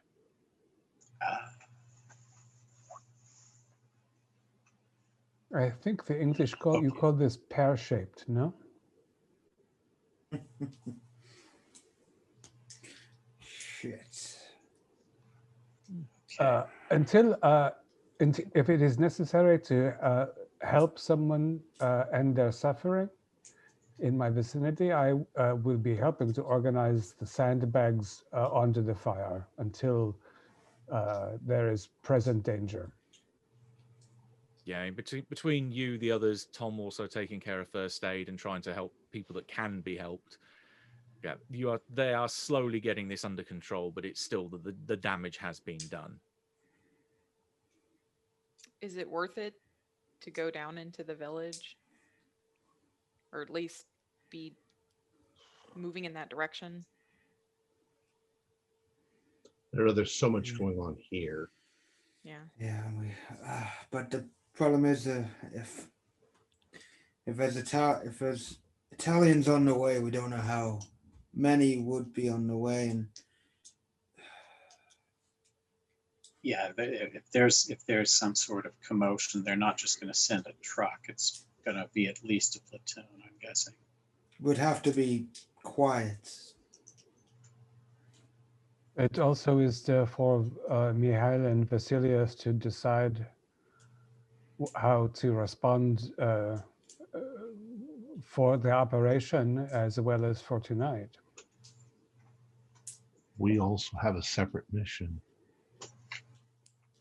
that needs to get done. Yeah, Harling doesn't happen until tomorrow night. Harling's not our mission. Harling is.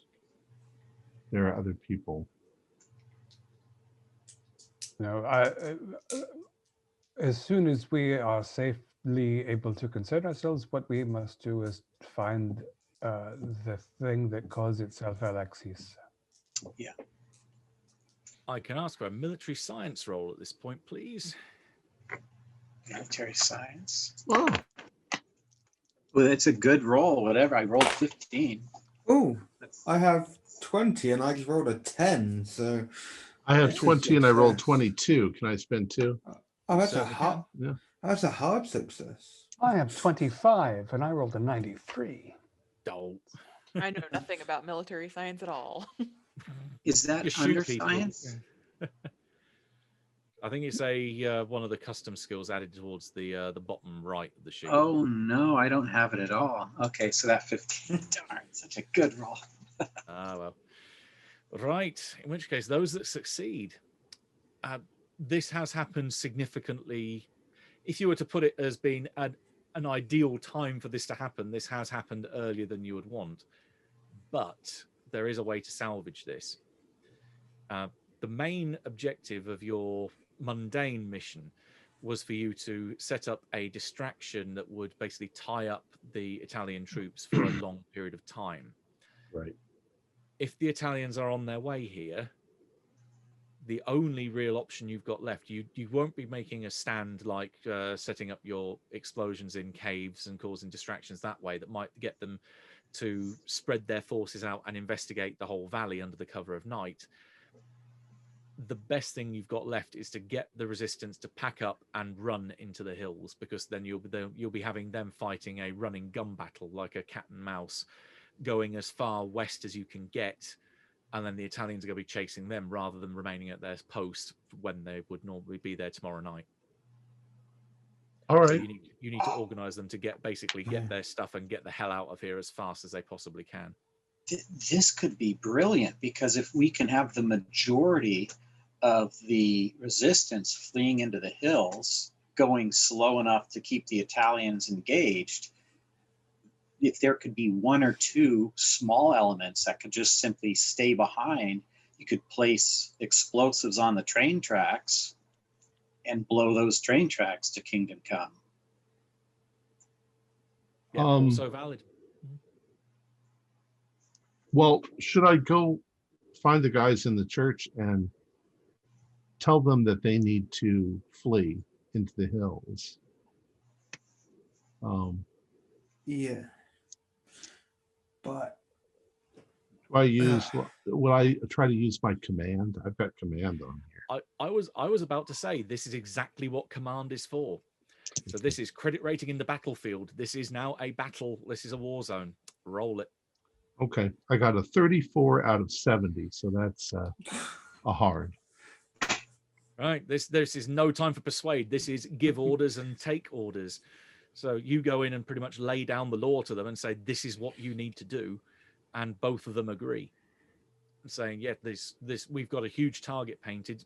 Forces will be coming. We've got to get out of here. And they promptly start filtering orders down to those that are left alive to say, basically, carry the wounded, get everyone together as quick as you can. We're moving out. So they are aiming to be ready pretty much within the hour, because they don't expect anyone to be turning up anytime sooner before that. Right. So you have an hour until everyone gets out. They do leave a couple of detachments behind. Tassia is one of the ones left here to say, put explosives on the train line. In fact, they'll probably just leave her, because she works fine and off on her own anyway, and usually goes out on patrol on her own, just as she also went to go and pick you up the previous night. So she is the one token force that's left behind, while the rest of them start to go into the hills to the west.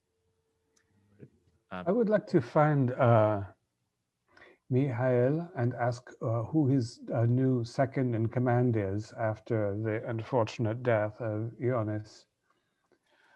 He will probably...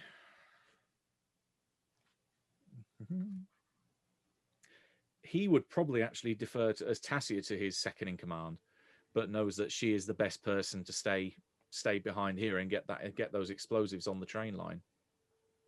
I was interested because I'm curious if there is anyone who can put together a roster of the survivors of this vicious attack, so that we have an accounting of who is going into the hills and who we have left behind. They can put that list together fairly quickly for you. I mean, they have like a duty roster anyway with all the names on it. They just very hastily start crossing off a lot of names. So we went from some 100 and something to 80 something, we think. Well, but it wasn't quite that much to begin with. It was probably about more like 50 odd, and now there's about 20 odd. So yeah, they really took a very big hit. And privately, Mihail, I am concerned that one person who is not on the list of the living or the dead is the wounded girl, Alexis. Yeah, she was out on patrol. She was on the north side of the valley tonight. She was one of the patrols that was still out. I see. Very good. I wonder how they will find us when we are on the march. We can leave signs. We've got various signs and symbols we can leave on the trees that will indicate where we've gone. So no, there is contingency in case that happens.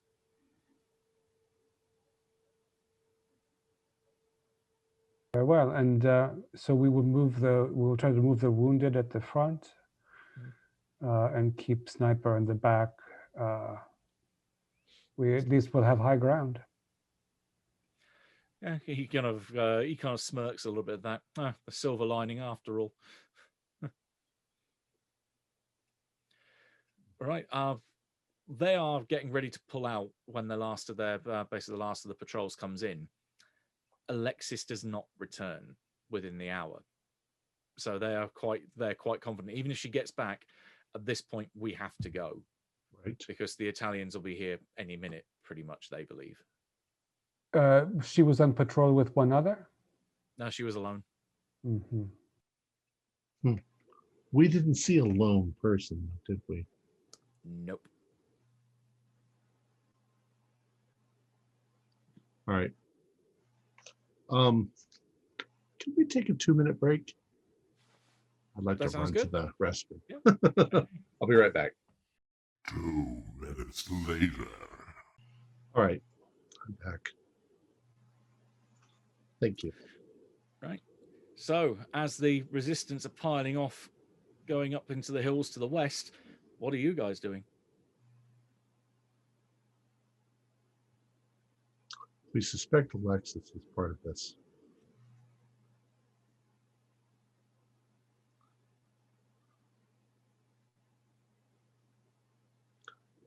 Can The we get? question is, will she be ahead of us in the hills, or is she going to come up from behind? Or is she munching on the priest right now? She the person who put off the flare in town? Well, Indeed. thinking of that, as I mentioned, all the other patrols come in apart from Alexis. Before they all ship off to the west, none of them claim to have set that flare off. Well, I wouldn't expect any of them to claim it. If Alexis is the saboteur, she was on the constable's side. She didn't want us here. So she could have purposefully alerted the Italians that we were here. She's on their side. I think you might be getting Katina and Alexis confused. I Because think so. Alexis is a resistance member. Well, that's what she says. We believed that somebody in the resistance could have been in fact a saboteur. I get what you mean now, yeah. But now that you said it that way, I don't think that I'm right. Oh, sorry, that's meta. That's metagaming. Now, the way you said it, I thought you were referring that it's Katina. Katina was the one who vocally said, "I don't want the resistance here," which is what I thought you were talking about. Well, I thought we were getting to the point that it was probably Alexis that set off the flare. Yeah, it was the resistance flare, so it's either someone in the What's the resistance or someone from town who stole the flares from the resistance, which it was a theory we tossed around last time. Even So it if it could be was a someone in town. resistance flare, if she set it off, it would alert the Italians. It tells everyone. Right. We have a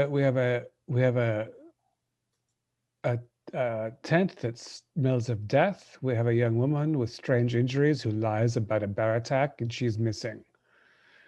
So if she is not the focus of the trouble, it is very strange to me.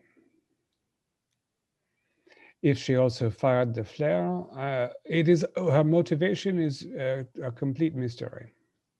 Unless she's the thing that wants that we've intruded on her territory and she wants us out of here. This whole thing could be for that. It could also be true that the priest is right and she is here to help the resistance, but not in a human way. Because this plan is perhaps a good plan. Except that she just killed a whole bunch of them. And it sounded like she killed more people down in the village, because Helen, didn't you say you saw Muzzle fire? muzzle fire. Yeah, there was down in the village. Right. So it was a truck, and then should we follow along the valley, along the path? We should be guiding the resistance towards this monastery ruin. Yes, it's on high ground on the mountain in the west. Yeah, it's more to the north, but you could then have them the kind of cat and mouse chase through the valleys. You could have them go across Mount Oetta and then to the west of there. So you could direct them all to the monastery if you wanted to. Yeah, it is a defensible place. Not for very long. There No, was a but reason they discounted it. Yeah, it's. I mean, the heavy equipment won't be able to get up there from the Italian army, so they'll be going probably on foot. It all depends how much ground forces they apply to us. But again, Franz, from the position of N, we are here to discover what is unnatural, and the monastery is one place we have not yet been. Exactly. That's very good. Right. So why we wouldn't want to send the resistance there? Do we want to go separate from them? I Or do we think want to so. keep them? Ah, okay. I think they're the distraction. They're gonna get gunned down. They're gonna lose. That's not our problem. Our problem is that they are the distraction. And the problem is if we took them to a monastery and lured the Italians there, we could then be added to that body count, which I'm thinking that if they all go in that direction, we go around this direction, maybe over to where the caves or the monastery is. Directions, because they're going to follow. They're going to be able to find the tracks of the cars and go in that direction. It's a dirty asshole thing to do, but Yeah, we have the two missions, and we have a much more dangerous thing that obviously is going on. well, I reckon we just get on with it. We head up there. sounds good. Strategically, does it seem like sending the resistance in the other direction would make most sense to them? Give me a military science roll.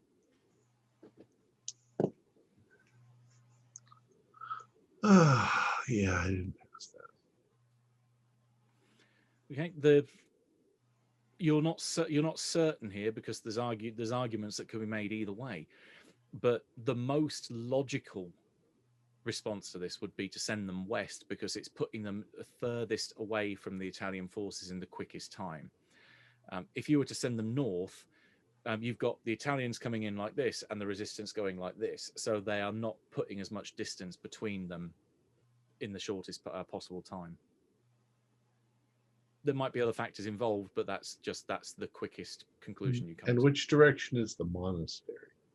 The monastery is to the north. So we wouldn't want to send them to the north then. So Send we them go to the north. west, There we go. and we go to the north. That's it.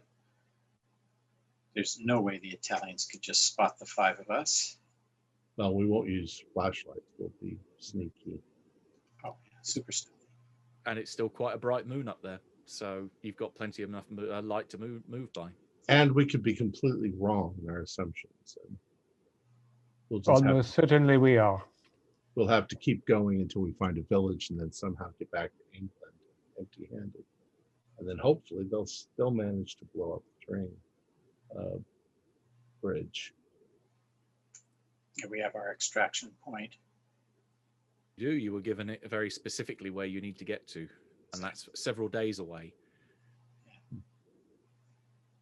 Well, let's just get to it. Yep. So they head west, you head north. Yep. Straight north. Okay. So as you are moving further and further away from the church, the more lonely and desolate this place becomes because you are literally out walking in the wilderness in the middle of the night. So going through forests, going through crossing over rivers, crossing over the occasional road, and then slowly leaving civilization behind you. And the lights of Castelia are down in the valley behind you by now. And up ahead, there is just what looks to be the mountain extending up and up and up. And it takes you about an hour to get there. But when they said ruins, yeah, they weren't too far off. There is very little of what could be described as a monastery up here. The one thing that would have played in its favor is that it is a relatively defensible position. But the only disadvantage to it is that if you were going up and down here from the monastery to the village, it is a fairly visible route, so people would have seen them moving to and from, which could be the reason why it was discounted. It looks like the monastery itself was a collection of buildings within an exterior wall. The wall itself came out of the mountain itself, so it used the mountain as kind of the back wall, and then came round in an arc with one major route in. Well, what's left of the wall is pretty much just a brick level high.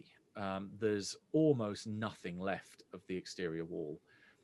Likewise, the buildings which are furthest away from the mountainside, it's almost a cliff face immediately behind. Almost everything that's not right up against that far cliff face is gone. There's outlines of bits of building, there's bits of exterior features, but it is just literally a ruin. There's just collections of boulders and other stone masonry that's fallen down. About the only thing that's left standing is what you think of might have been a chapel originally. And even then, it's almost just the back wall. But the back wall doesn't go right the way up to the cliff face behind it. There is a gap. And as you're looking around, one of you maybe has a wander over to that back to see how much of a gap there is between the wall and the cliff face. Finds about a 5-foot gap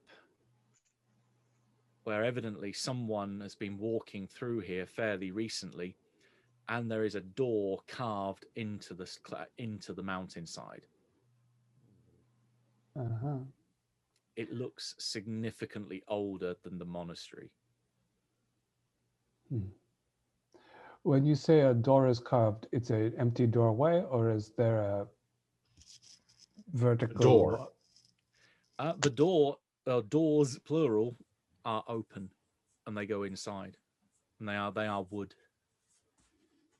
Yeah, very old wood. Is there Very. any light coming from inside? No, it is pitch black in there. What kind of joinery is used on the doors? Is it iron or brass or? It would be iron. You reckon having a look at it? Give me an appraise roll. Yeah, it would be. I am the tough guy, not the brains of this group. Yeah. I mean, it's old. I It's actually definitely passed old. an appraise roll. Oh, there you go. You reckon these doors are probably easily a couple of 100 years old, if not more. Just that the way that even though they've been exposed to the weather out here, the fact that it's relatively well shielded behind the wall of the chapel, it's almost as if the chapel was built directly in front of the door to hide it, but still leave access. Are there any odd smells like death? There's a little bit of a wind around here, but you sniff. You think you smell what you smell at the tent. I smell what I smell at the tent. If we step in just right inside the door and take a nice long listen, do we hear any motion? Give me a listen roll. Well, and from here behind this wall, they won't be able to see flashlights from down there. Let's just turn our flashlights on. 32, and that is a listen. Is a oh no, that's just a regular. Darn it. Okay. You think you hear something, but you don't have enough. Basically, your success is not high enough to work out what you hear, but you do hear something from inside. But it's I've got out my distant. Webley. My Ka-chink. Enfield. My Enfield is out.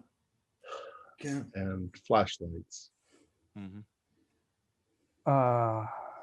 Ladies, gentlemen, we have found the den of the bear. Let us find it asleep and send it back to the abyss from which it came, no? We'll try. Does it look like looking into it, does this look like it's a very large cave that's going to go on branching, anything like that? Are you poking your head round the door with a torch to have a look inside? Yeah. Yes. Okay. It's not a cave. What you see is a square cut room. So this has evidently been stonemasoned into the side of the cliff itself.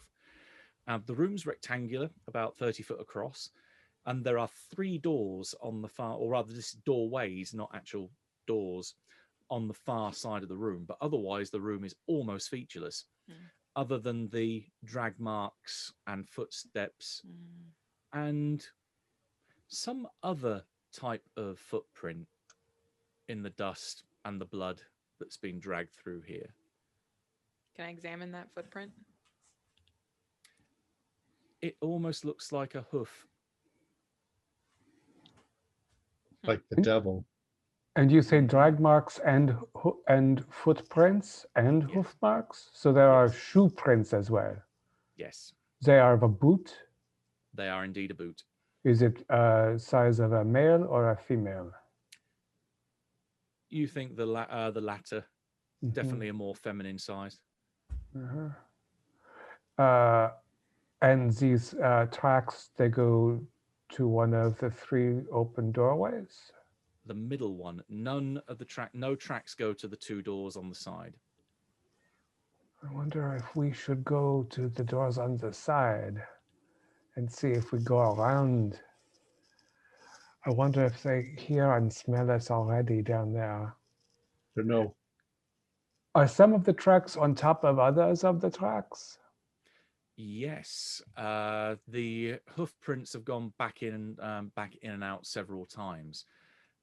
The footprints of the female boot, they've gone in and out, but the last track you can find goes in, and they go over the drag marks, but not all of the drag marks. There's quite a few things that have been dragged in here. I think we just need to have our guns out and ready to shoot anything. I wish we could just put all of the explosions we had in a bushel and shove them in and run away, but I think that is not going to be enough. We could. How thick are the doors? Are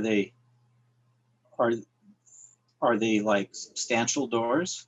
Like castle doors, they are big, thick, heavy doors. Oh well, then this is it. We just room clear. We pop the center door open, toss in a grenade, slam the door shut, and after it goes boom, then we go in. But, am I worried you've got a grenade to hand? But what if it just brings the building down and then we can't get inside? It's just a hand grenade. It's not like it throws shrapnel. It's not designed to like blow buildings up. Yeah, you won't bring down a corridor or a roof with a grenade in this place. Yeah, it throws lots of little chunks of metal. Right. Well, then what would be the purpose except maybe to clear the room if there's somebody in there? Oh yeah. It's room clearing.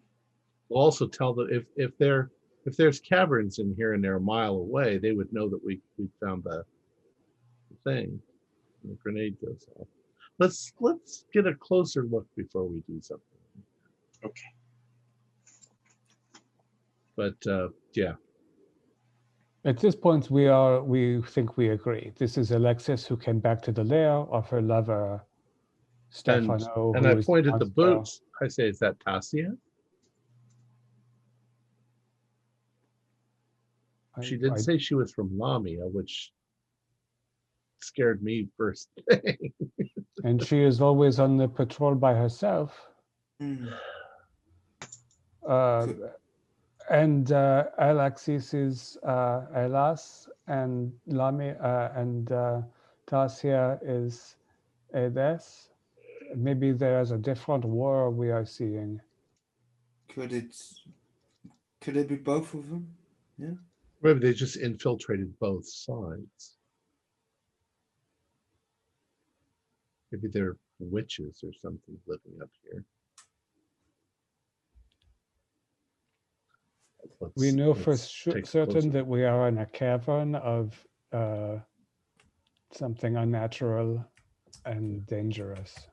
Very old. We can name it if we survive. Well, one of us has to survive till end. So, I would like more than one of us survive. like us I all. would prefer as well, yes. Well, we're well armed, so Dying's the last thing you want to do. And I have a couple of sticks still on me.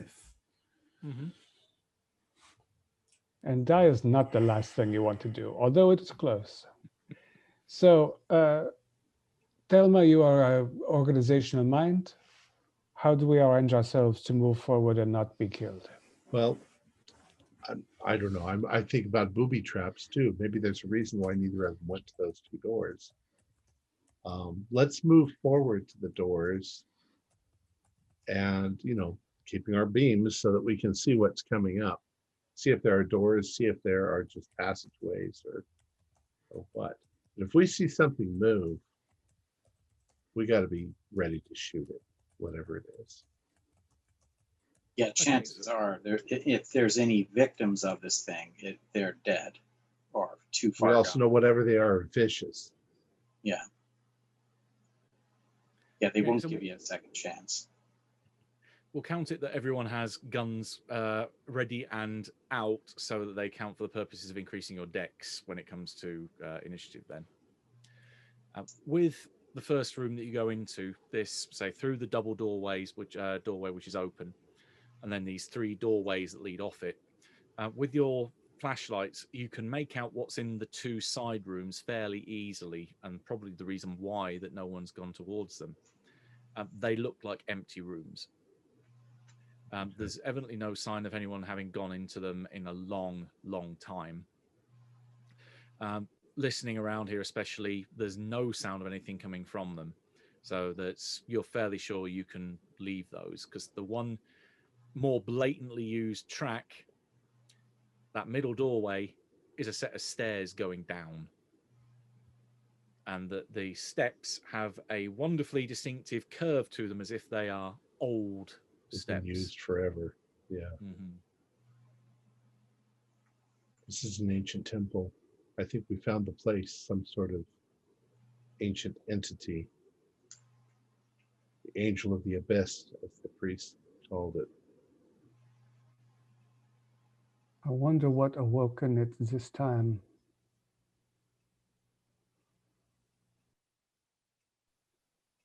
Well, shall we descend into the darkness? Keep moving. Yep. This is a fairly narrow corridor.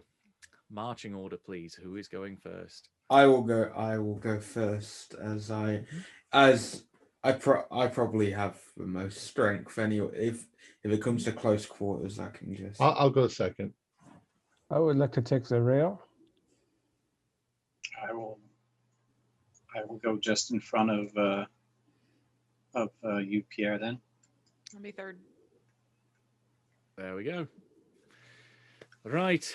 In which case, Jack, as the one up front, you see the staircase descend down. It does go down a fair way, but just at the extreme edge of your torch, you can see that it levels out to a corridor. Again, it seems to be a corridor that's cut fairly nicely through the rock, and then it's been lined with stone blocks along its edge. When you get to the bottom of the stairs, you can see that there are 7 doors down here. That there are 3 pairs going down the corridor, and then one right at the far end, about 30 to 40 feet ahead of you. None of the ones to the side look as though they've got doors. They're just doorways. That one right at the end, you can see the door is ajar, and it looks a little odd from this distance, but it's as if it's decorated in some fashion. I don't speak. I rather signal to the open door. Any signs on the floor of blood or? Yep. They are taking straight down this corridor. They ignore the first 2 sets of doors on your left and right, and then at the very end of the corridor it splits. Most of the blood seems to go directly through that doorway at the far end where that door is, and then the one that's immediately off to your left, the very last one on the left. But you can also give me spot hidden rolls or track rolls, your preference. 93 good. Ooh, 02. That's a Extreme. hard, and I got a hard success. Okay. In which case, it sounds like, well, anyone else got that degree as well? Just regular.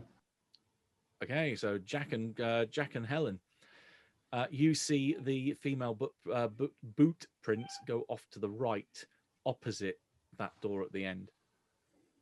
So you've got someone who's gone into the left, someone who's gone into the right, and the bodies were dragged through the door in the middle.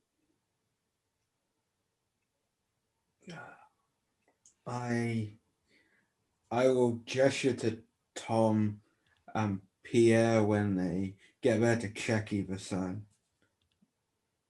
as they are probably the most trained.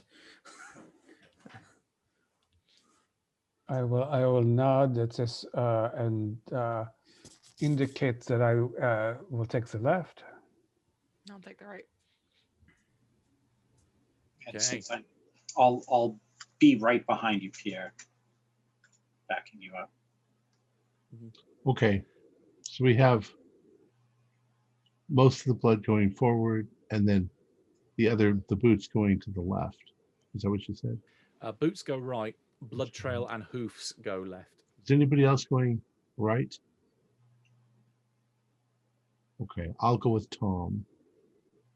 You guys are going the other way. Well, I'm staying by the door. I'm gonna stay by the ajar door. All right, if we all scream, you run and go tell N. Because Okay, so making sure Thelma and Tom are going right, Helen and Pierre are going left, and Jack is stood in the middle looking towards that other door. yep, and he has a plan in his head. Okay, well, that other door that you spot, I'll do that description first. In fact, you will all see this as you get close enough anyway, because that's where you then split off to go left and right. The door is carved, or has been carved with and then had nailed to it innumerable crucifixes and crosses that date, that you are fairly certain. I'll let Thelma's appraise roll ride here. These have been here for hundreds of years. And also, so had the wax seal around the edge of the door until fairly recently. This door had been sealed for a long time, and looks like it was only recently opened within, you think, probably the last couple of weeks. Beyond, you can see there is a ledge of stone that goes out, and then it just drops away into oblivion. And off in the distance, you see the cavern roof above you. There are just stalactites that go as far as your vision can see in the limited light that you've got. Most of your light isn't penetrating into there yet; it's still out here with your torches. But it looks like an entrance into a vast cavern. Thelma and Tom moving to the right. You hear the sobbing before you see where it's coming from. But you can see when you look in there, Alexis curled up in the corner, still in her uniform, almost drenched in blood. And it takes you a second to realize that, yeah, she's curled up in the corner. It's definitely her. Her bandage is still covering her face, but her hand is just clawed. You can see these long fingernails extending off of these jagged points of her hand, and her skin is almost grey. And this is for both of her hands, which are currently trying to basically cover her face as she just sobs uncontrollably, curled up in a ball. Helen and Pierre find this horrible smell, first of all, but then also this disgusting sound. This sound of wet, ripping, tearing flesh, as this body, you presume, once maybe held an Italian soldier's uniform. Most of the torso has been torn open, and entrails have been pulled out and ripped apart in these clawed hands. And lifting what looks to be its stomach or liver, some internal organ, up to its mouth, this thing chews down on it with this sickening, ripping sound. It looks like this. Can I have a sand check, please? Jesus. 66. Oh, yeah, that's not going to do it. I roll a 15. I am cucumber cool. My first good roll of tonight is just to not lose a nonce of sanity. And you can't use luck on sand, right? Oh, no. Yeah, I rolled a 66 out of 65. Ah, well, funny you should talk about 60. You can roll a d6 for me on that as well. No. Ah, no, it's the whole 6. Oh, And you know what that means? Give me an idea roll.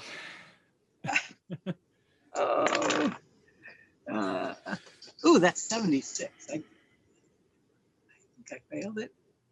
Oh, and I failed it by 1. I got a 76 out of 75. Right, in which case you don't go crazy, but you do realize the color this thing is just wrong. You don't get any insane insight into it, but you still cross off your 6 sand, but you can still act as you would like to. Oh, I was scared as hell. I'm unloading right into that thing. Okay, Actually- so that will be Actually, Loud in you'll- here. I passed. How much should I take? 0 on a pass. I will also Right. fire indiscriminately, however. So one loses sand, the other one doesn't. You still act the same. There we go. Right. What's Thelma and Tom doing at the same time? I'm going to take a shot at Alexis. I was thinking I'm just going to kill it. Yeah. But if we hear the other gunshots, absolutely, I'm just gonna start firing. Okay. There is a hail of gunfire. Make your rolls.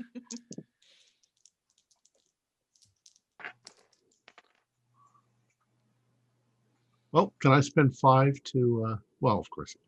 Yeah. So the only things that you cannot spend luck on are luck rolls themselves, damage rolls. You can still make the combat roll. You can use that because that's a skill check. Sanity rolls. And that's pretty much about it. Cinnamon Anything rolls. else? Right. So I'll go around the chart. I'll deal with each room first rather than go by dex order because I think you're just going to gun the poor things down before they get much chance to react. So we'll go with those of you that are killing poor Alexis. So first of all, Thelma. Success, and I did 8 points of damage. Okay. If she didn't dodge, but I don't think she's dodging. No, this effectively counts as a surprise round. Then she's certainly not in any state to do anything because she is just bawling her eye out at the moment. That's my Webley. 1d10 plus 2. I got a 6, so Ouch. 8. Okay. Bawling her eye out. That's so cruel. Yeah. And Tom. Success with 10 points of damage. Right, you blow her away, almost twice over. Then, so you catch her pretty much. The one bullet is in the upper chest. The other one goes pretty much through her cheek, and sprays what's left of her brains out. As it does so, and her head gets cocked back, her bandage falls away, and yeah, the reason why she was hiding a lot of that under there, her nose is almost snout-like, almost like a dog with very canine features, and half of her mouth has already started to develop these long canine teeth. There is an eye under where it's been scratched, but it is large, yellow, and definitely inhuman, as the rest of the flesh around her eye socket has gone necrotic. But yeah, you blow her away with very, very quick precision. Helen, what did you roll? I needed to spend 4 luck to get a hit. Mm-hmm. And then I proceeded to do my my 2 rounds where I did 6 points of damage, and then I proceeded to jam my gun. Oh boy. Okay. Right. And Pierre? My regular success gave me a 12 points of damage from my Lee Enfield. Okay, that's. I figured I would not require a second round, even though I have an option for this. Okay. He's still up. Good thing I have a second round. Or do I have to wait? Give me a luck roll to see if you're quick. No, we won't call it luck. Give me a dex roll to see if you can pull off the last round before you realise that this thing is. Yeah, still up. 22 is a hard success for dex. Yeah, you can see it's going to get up and start running towards you in the next action. All right, and for my 75, I roll a 68, only regular, and then 2, 10, 14 more damage.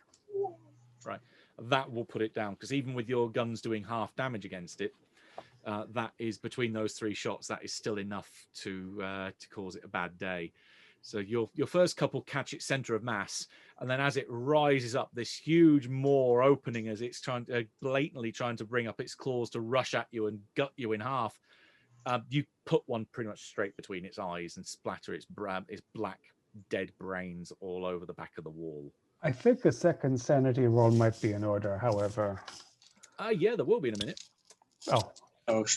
Because as pretty much immediately in response to the gunfire, just as you would think that, well, that's it, there is this almighty inhuman roar that comes from that beyond that doorway in the middle. Okay, it's grenade time. It's and close the door. Close the door, Jack. I close the door and I will shout to you before get out of here. Well, and when we hear the other gunfire and everything, we're also going to come running back. Yeah, I'll be like, go. I think there's a lot more of them. Before you get up there. You're muted, Pierre. We can. We will go down the hall and take a position to back you up. Yes. Go to the top. I have a plan, and I'll be up there. At that point, because that's easily one round that has passed with discussing and Jack trying to be brave. Jack's the first one that's going to get hit by this. So, Jack, could you roll me D100, please? Yeah, that's fine. 36. Okay, that's fine. The only way it could fail is on 0-0. Can I now have a PAL roll from you, please? That is a 19, so that should be a success. Yeah, that's a success. You happy with a hard? Yeah, I'm happy. Okay. In which case, I would like a D3 from you, please. 2. Okay. What the rest of you see, and in fact, Jack will see this up close and personal, so you'll all be making a stand check in a moment. There is just this vast column of darkness which oozes out or rushes out of this doorway, like imagine a high pressure oil pipeline just ruptured, and black just flows through into the corridor.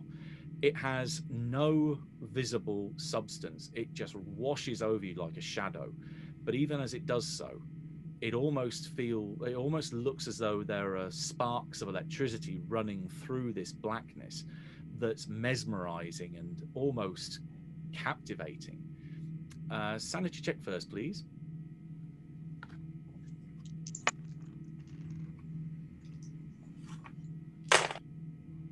Pass. I made it by this much. So everyone passed. Okay, you all roll a D8. Oh, jeez. God. Oh, fuck. 8. 1. 3, 3, 1, 8, and a 7, right? For Jack and Tom, then, please give me your idea rolls. Oh, that's a success. Fail. Hey, right. So one of you takes the kind of the oh shit moment of suddenly having lost 7 sand, but is still able to act. Yeah, Jack, as you are are basically swallowed up by this darkness. All you can hear are just whispers of voices of all the people that have ever died on this planet, and it's all whispering in your ears, talking to you, but in languages you cannot understand, over the top of each other, and just this cacophony fills your brain and fills your mind and just shakes you to your core.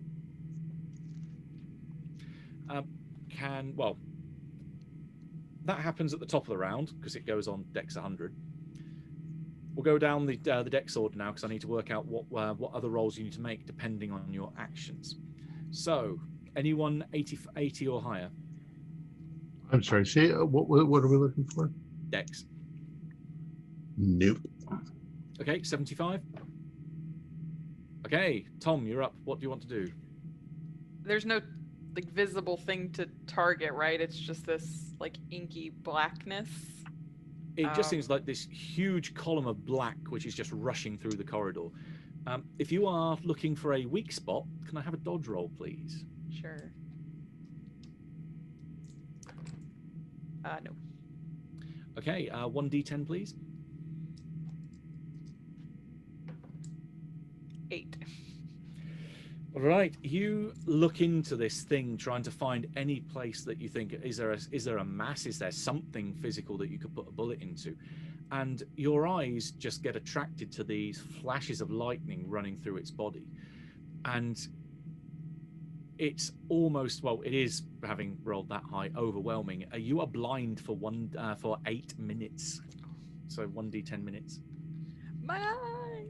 Yeah, it's, you almost think back to what the priest said. It's blinding visage. Yeah, he looked a bit too deep too. So you are stumbling around in the black at the moment. You can attempt to do something, but you are blind. So what would you want to do in that circumstance? Maybe feel for the stairs to like get out. Okay, you're trying to make a run for it. Yes. Yes. Give me a dex roll, but you're going to have to get under half. No, I failed. You stumble around looking for the wall. You're not too sure if you're trying to find which way you're going up the corridor. Or did you actually go inside a room by accident as you stumbled around? You're trying to find where you are. Right. So that was 75. 70.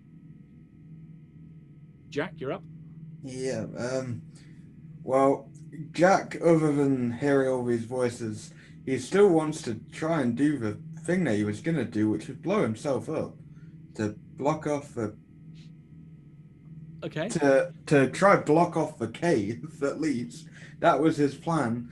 But he also is trying to get the others to go, but I don't know with his mental state if he's going to be able to.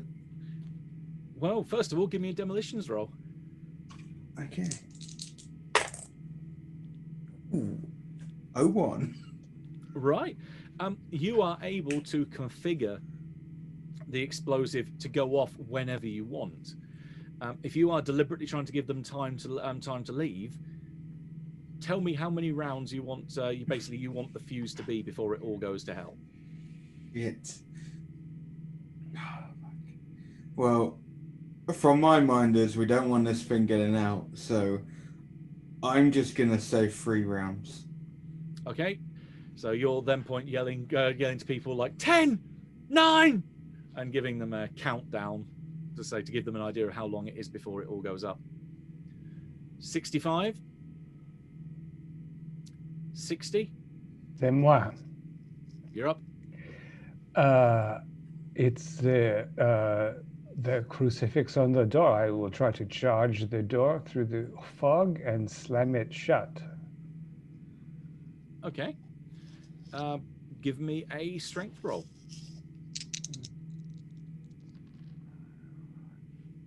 66 for 65. I will spend 1 luck. I think I should spend 34 luck. If the strength, if it is resisting so hard, right? It is, you say, is a rushing oil spout? Yep, it's got no substance to it though. You grab hold of the door, all you need is a regular success because it's All got right, you're not fighting against anything. I press. Yeah, I press, and if it takes only one bit of will luck, I will press it shut. Okay, well in this you pull it shut. Ah, So yeah, you catch a glimpse through that doorway, keeping your eyes off this thing as you do so.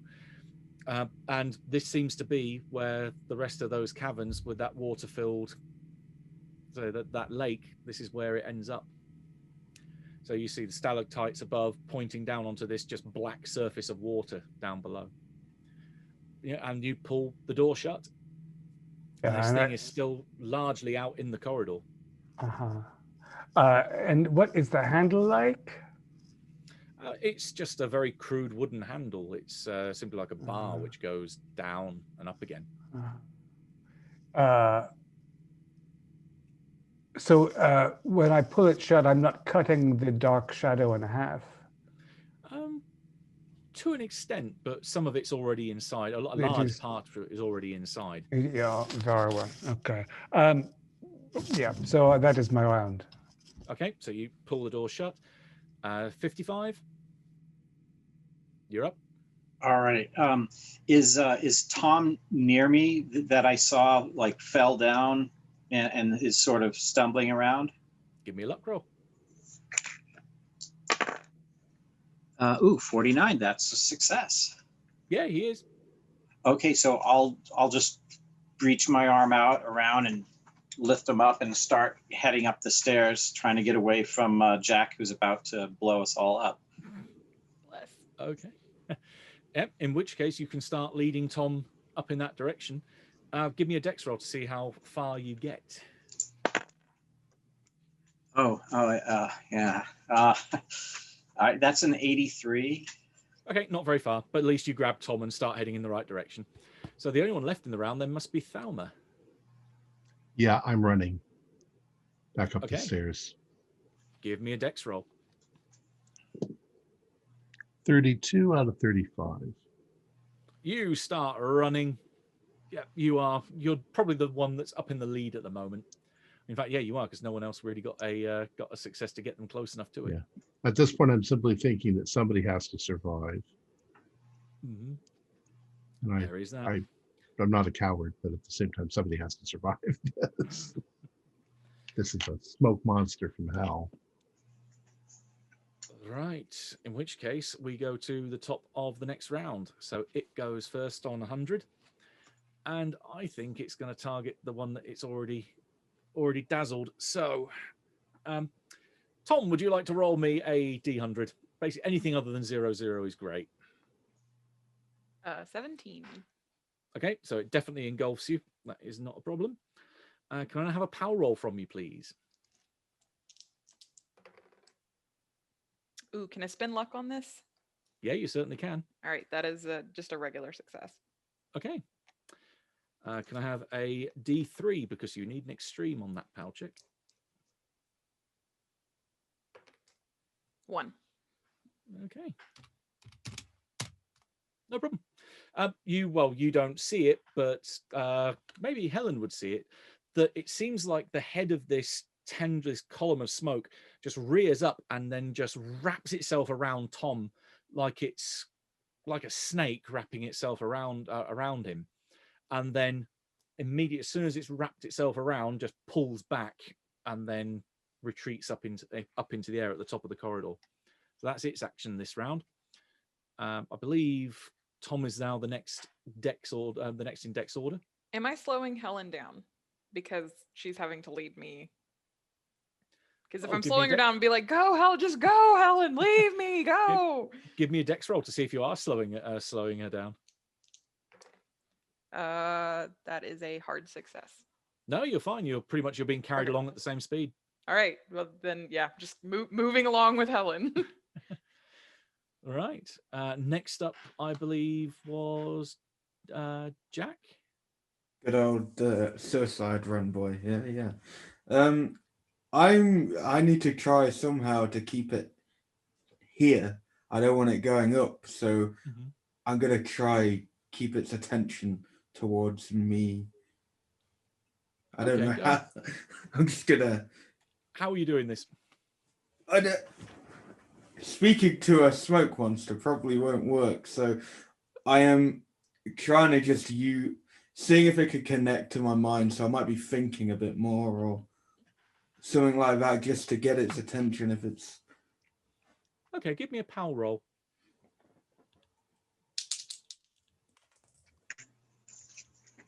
Well, that's a fail on my Okay. power roll. You do not know whether it has connected with you or what it's done. You have no frame of reference at this point. Yeah. Pierre's up next, I believe. I believe so. I was hoping that it was a flow and I could stop the flow, but it seems as though, as I look, it is living here. Mhm. And I don't think that a falling rock will stop this. It has to be on the other side of the symbol. And so I open the door again Mhm. and lean over the abyss and call it all of the worst names I can think of. Okay, well, you head in there then. You do catch a little bit more because this isn't so. It's not just like a 3 or 4 foot ledge. It does go out about 10 feet, and as you go inside, you can see there are 6 bodies that are laid out. A couple of them headless, so they're wearing a combination of the resistance uniform. Some of them are Italian uniform as well, just laid in a row like an offering at the edge of the abyss. Behind you on the wall, you can see there are very crude, almost but cave painting like drawings of just this winged black image that are dotted all along the wall. This place is ancient. But you start calling it every name under the sun in French. Give me a PAL roll.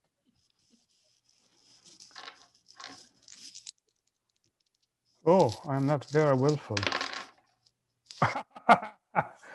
That's a natural 99. Okay. In which case we'll go for the kind of the most harsher end of the spectrum. Yeah, you get its attention. Helen, you are still leading Tom up the stairs. Yes, as best I can. Okay, give me one last dex roll for yourself. Alrighty. That's an 04. Yeah, extreme dex. The two of you are flying up the staircase, probably passing Thelma at this point. Thelma, you're also running up. Mm-hmm. Again, give me one last dex roll. 63. I lose my footing. Okay, so you are stumbling up the stairs at this point. Right. Maybe, as you say, losing your footing and falling back behind. But Tom and Helen rush to the top. I yell at them. I yell at them as they go by me. We meet at the rendezvous point. I just yelled that. So Okay. don't wait. Understood. We'll meet you there. Right. Last couple of rolls at this point. Pierre, yeah, you pissed it off. So it comes back towards you. Except it doesn't want to wrap itself around you like it did with Tom or Jack. It wants to swallow you. Roll percentile for me. 75 or less is good for me. I think I am also imagining jumping into the abyss. I roll a 15. Okay.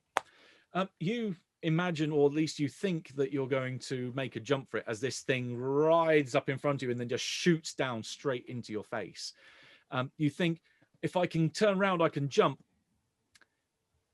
This thing doesn't have any dice it deals. It just has damage rating death. You are obliterated. Every atom of you that is part of your flesh disintegrates into dust. And the only thing that's left of you, so Jack might see in the door at this point, is just Pierre's there for a second, standing on the edge, and then his clothes just sink to the ground, and he is gone. Tom and Helen, as mentioned, you are running up the staircase, so you are outside the blast radius when Jack's bomb goes off. Thelma can give me a dex, or your choice of dex or dodge. Dex is better. I got a 31 out of 35. Hey, right. In So- which case, you are carried along by the explosion that goes off behind you as Jack is also obliterated, and you can hear the ceiling of that corridor collapse. So you're thrust forward. It's cosmetic. There's not really anything that that happens to you. Maybe you take more ego damage than anything else and collapse with the three of you at the top of the stairs. We're going to wrap up into a coda then to say what happens from here. Now, the next day is when the attack happens on the Gorgopotamus Bridge, as Operation Harling is ultimately a success. So that happens at 2300 hours, 11 p.m. that night. By which point, there's already been a day's worth of running cat and mouse gun battle through the valleys that run to the west of Castelia. You are making your way, the four of you, towards your rendezvous point, which is still several days away. But something happens on the way that may change what happens before you get there. Because Tom rolled a 1 on your D3, that's how many days pass before the first changes start to happen. Can I have a 1d6, please? 3. Times that by 5, so that becomes 15. That's how many points of app you lose as you start twisting and turning into this. Maybe the hands go first, and they start to become grey-skinned and clawed. Some of your teeth start to extend and become more dog-like as you realize your mouth is also being forced forward into almost canine-like snout. Can you also give me a d20? Oh, no, I gotta get a D20.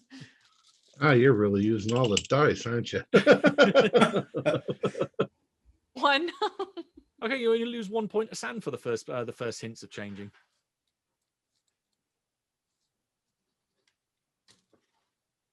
Okay, I rolled a 5 on the first part, so that's 25. No, Tom was the only other one that got the thing wrapped itself around her. Oh, okay. Because Jack was also one that would have been starting to change, but decided to blow himself up. So spares the effect of being turned into a ghoul. So, at Helen and Tom and I are the only ones to make it out. Do we realize Tom is changing and we're still going to take him back? Oh dear. Can I is there like a resistance I need to have to like not kill myself? Like I see what's happening, if I want to end it, do I have to resist that because I don't know, something's happening to me? That is Okay. completely your choice to basically go kaboom if you want. Oh, I bid you both farewell. Tom. Right. Sorry, Tom. So Okay, in which Helen, case, yeah. the two ladies win. Yeah, you Tom walks off into the forest. There's a gunshot, and then there's just a body left there afterwards. Thelma and Helen make it back to the rendezvous point and are currently whisked back, first of all to Malta, then to Gibraltar, and then back to RAF Tempsford, and asked to make your report. What do you tell them? This is N that you make your report. Oh, yeah. Tell them everything. Oh yeah. The truth, the whole truth, and nothing but the truth. Okay. In which case he takes note. He thanks you for your service, and he is somewhat upset about the loss of three members of the team. One by their own hand. Well, two by their own hand, technically. And we don't know for sure that we actually stopped it. We buried it. At least no one else will get turned. Unless there are other ways. We opened a way out of the mountain. Yeah, right. It could seep out through the cracks. Oh Lord. Well, there was already that crack there. If anything, maybe that 99 from Jack on his demolitions maybe was a good thing after all, because he did seal the back end. Yeah. Maybe. Fantastic. No, wow. Yeah. And the very, very last thing, a couple of days later, after Operation Harling is completely wrapped up, a report gets pushed across N's desk, which he then forwards to both of you, which is to let you know that unfortunately, there was other fallout that happened as a result of Operation Harling. Italian forces rolled into Castellia a few days after the attack, took 14 members of the community. I believe it was 14. 14 civilians, and had them executed as reprisals for the attack on the bridge, even though they had nothing to do with it in the town. That was on December 9th, 1942. A memorial remains in Castellia to this day, because that was a historical act that did happen, and wreaths are laid in memory on the second Sunday of every December to those that lost their lives as a result. But they were successful in blowing up the bridge to keep the... Indeed, the real Operation Harling was a success, and those that performed in the operation are hailed as national heroes in Greek society even to today. Mhm. Just sometimes the cost is very, very high. And for those of you There- who are watching, you can watch some YouTube videos where one of the people involved in Harley actually is interviewed. Very interesting. And there we'll bring it to a close. Excellent. So I'm going to ask you if you want to give us a little explanation for what was going on. But Okay. my guess was Mordigian. You're right. Yes, it was. Yeah. What had happened was that back on November 15th, when the team rolled into town to say, hey, Mr. Priest, we need you to show us around the local area to get an idea of places that we can use as a base for the resistance. They went up the mountain. He showed them around the monastery, and that's the point when they found the doorway. Think, oh, I haven't seen this before, because it's just a ruin. No one ever goes there. Stephanos found that door sealed with wax and decided, I want to know what's behind here. Kicked it open and let out a great old one. Because this is a ancient temple dedicated to Mordigian, the charnel god. And when it wraps itself around a target, it's got a couple of options for its main attack. It basically either starts the progression to turn you into a ghoul, or obliterates you. So Pierre pissed it off enough that it obliterated Pierre. But otherwise, it was just going to, one by one, it was going to try and turn you into a ghoul and then retreat back into its cavern. So all it has to do is wait, and then you will come to it. So there were no humans actually in league with it. It was accidental. It was completely accidental. It was just that the fact the resistance and the priest had gone down there to find a place to set up a resistance camp, and they were turning into ghouls. And the priest got touched. Yeah, so they all got touched by it. The priest thought because he lost about 20 points of sand to it, because it's a D20 on the failure if you make the sand hit. He went completely off the deep end and thought he'd seen an angel, because he just interpreted this thing as this black thing rushing through the air towards him on wings, and he was convinced it was here to help destroy the Italians. Stephanos ended up changing first. He changed on the patrol when they went out, and he was the one that killed the other two. And even in his kind of blind rage and insanity, he did end up scratching Alexis. So her wounds weren't self-inflicted; they were real. And she went back to the camp after Stephanos went back to the monastery to go and be with his god.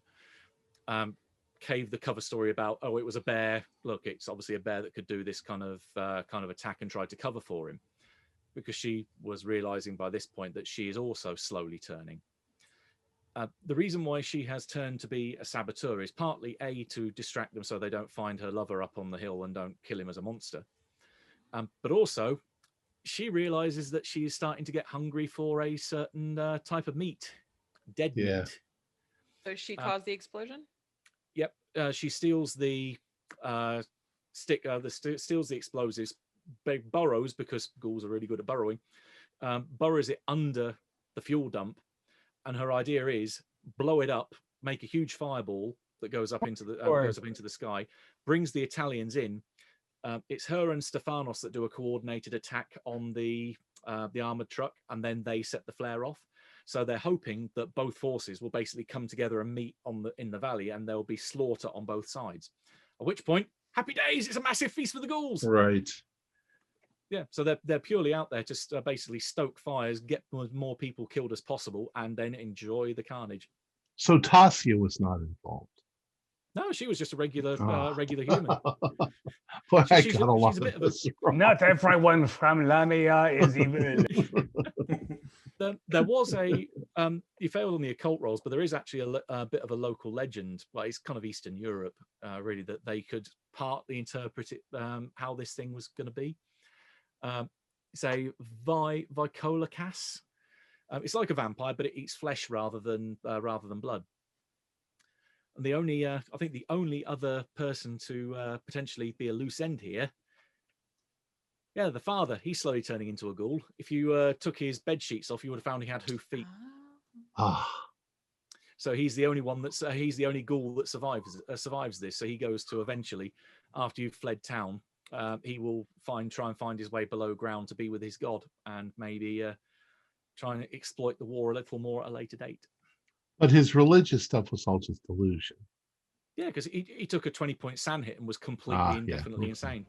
So he just interpreted everything through his religious lens and was convinced that this angel of death had come to help the Greeks and kill all the Italians. Fantastic.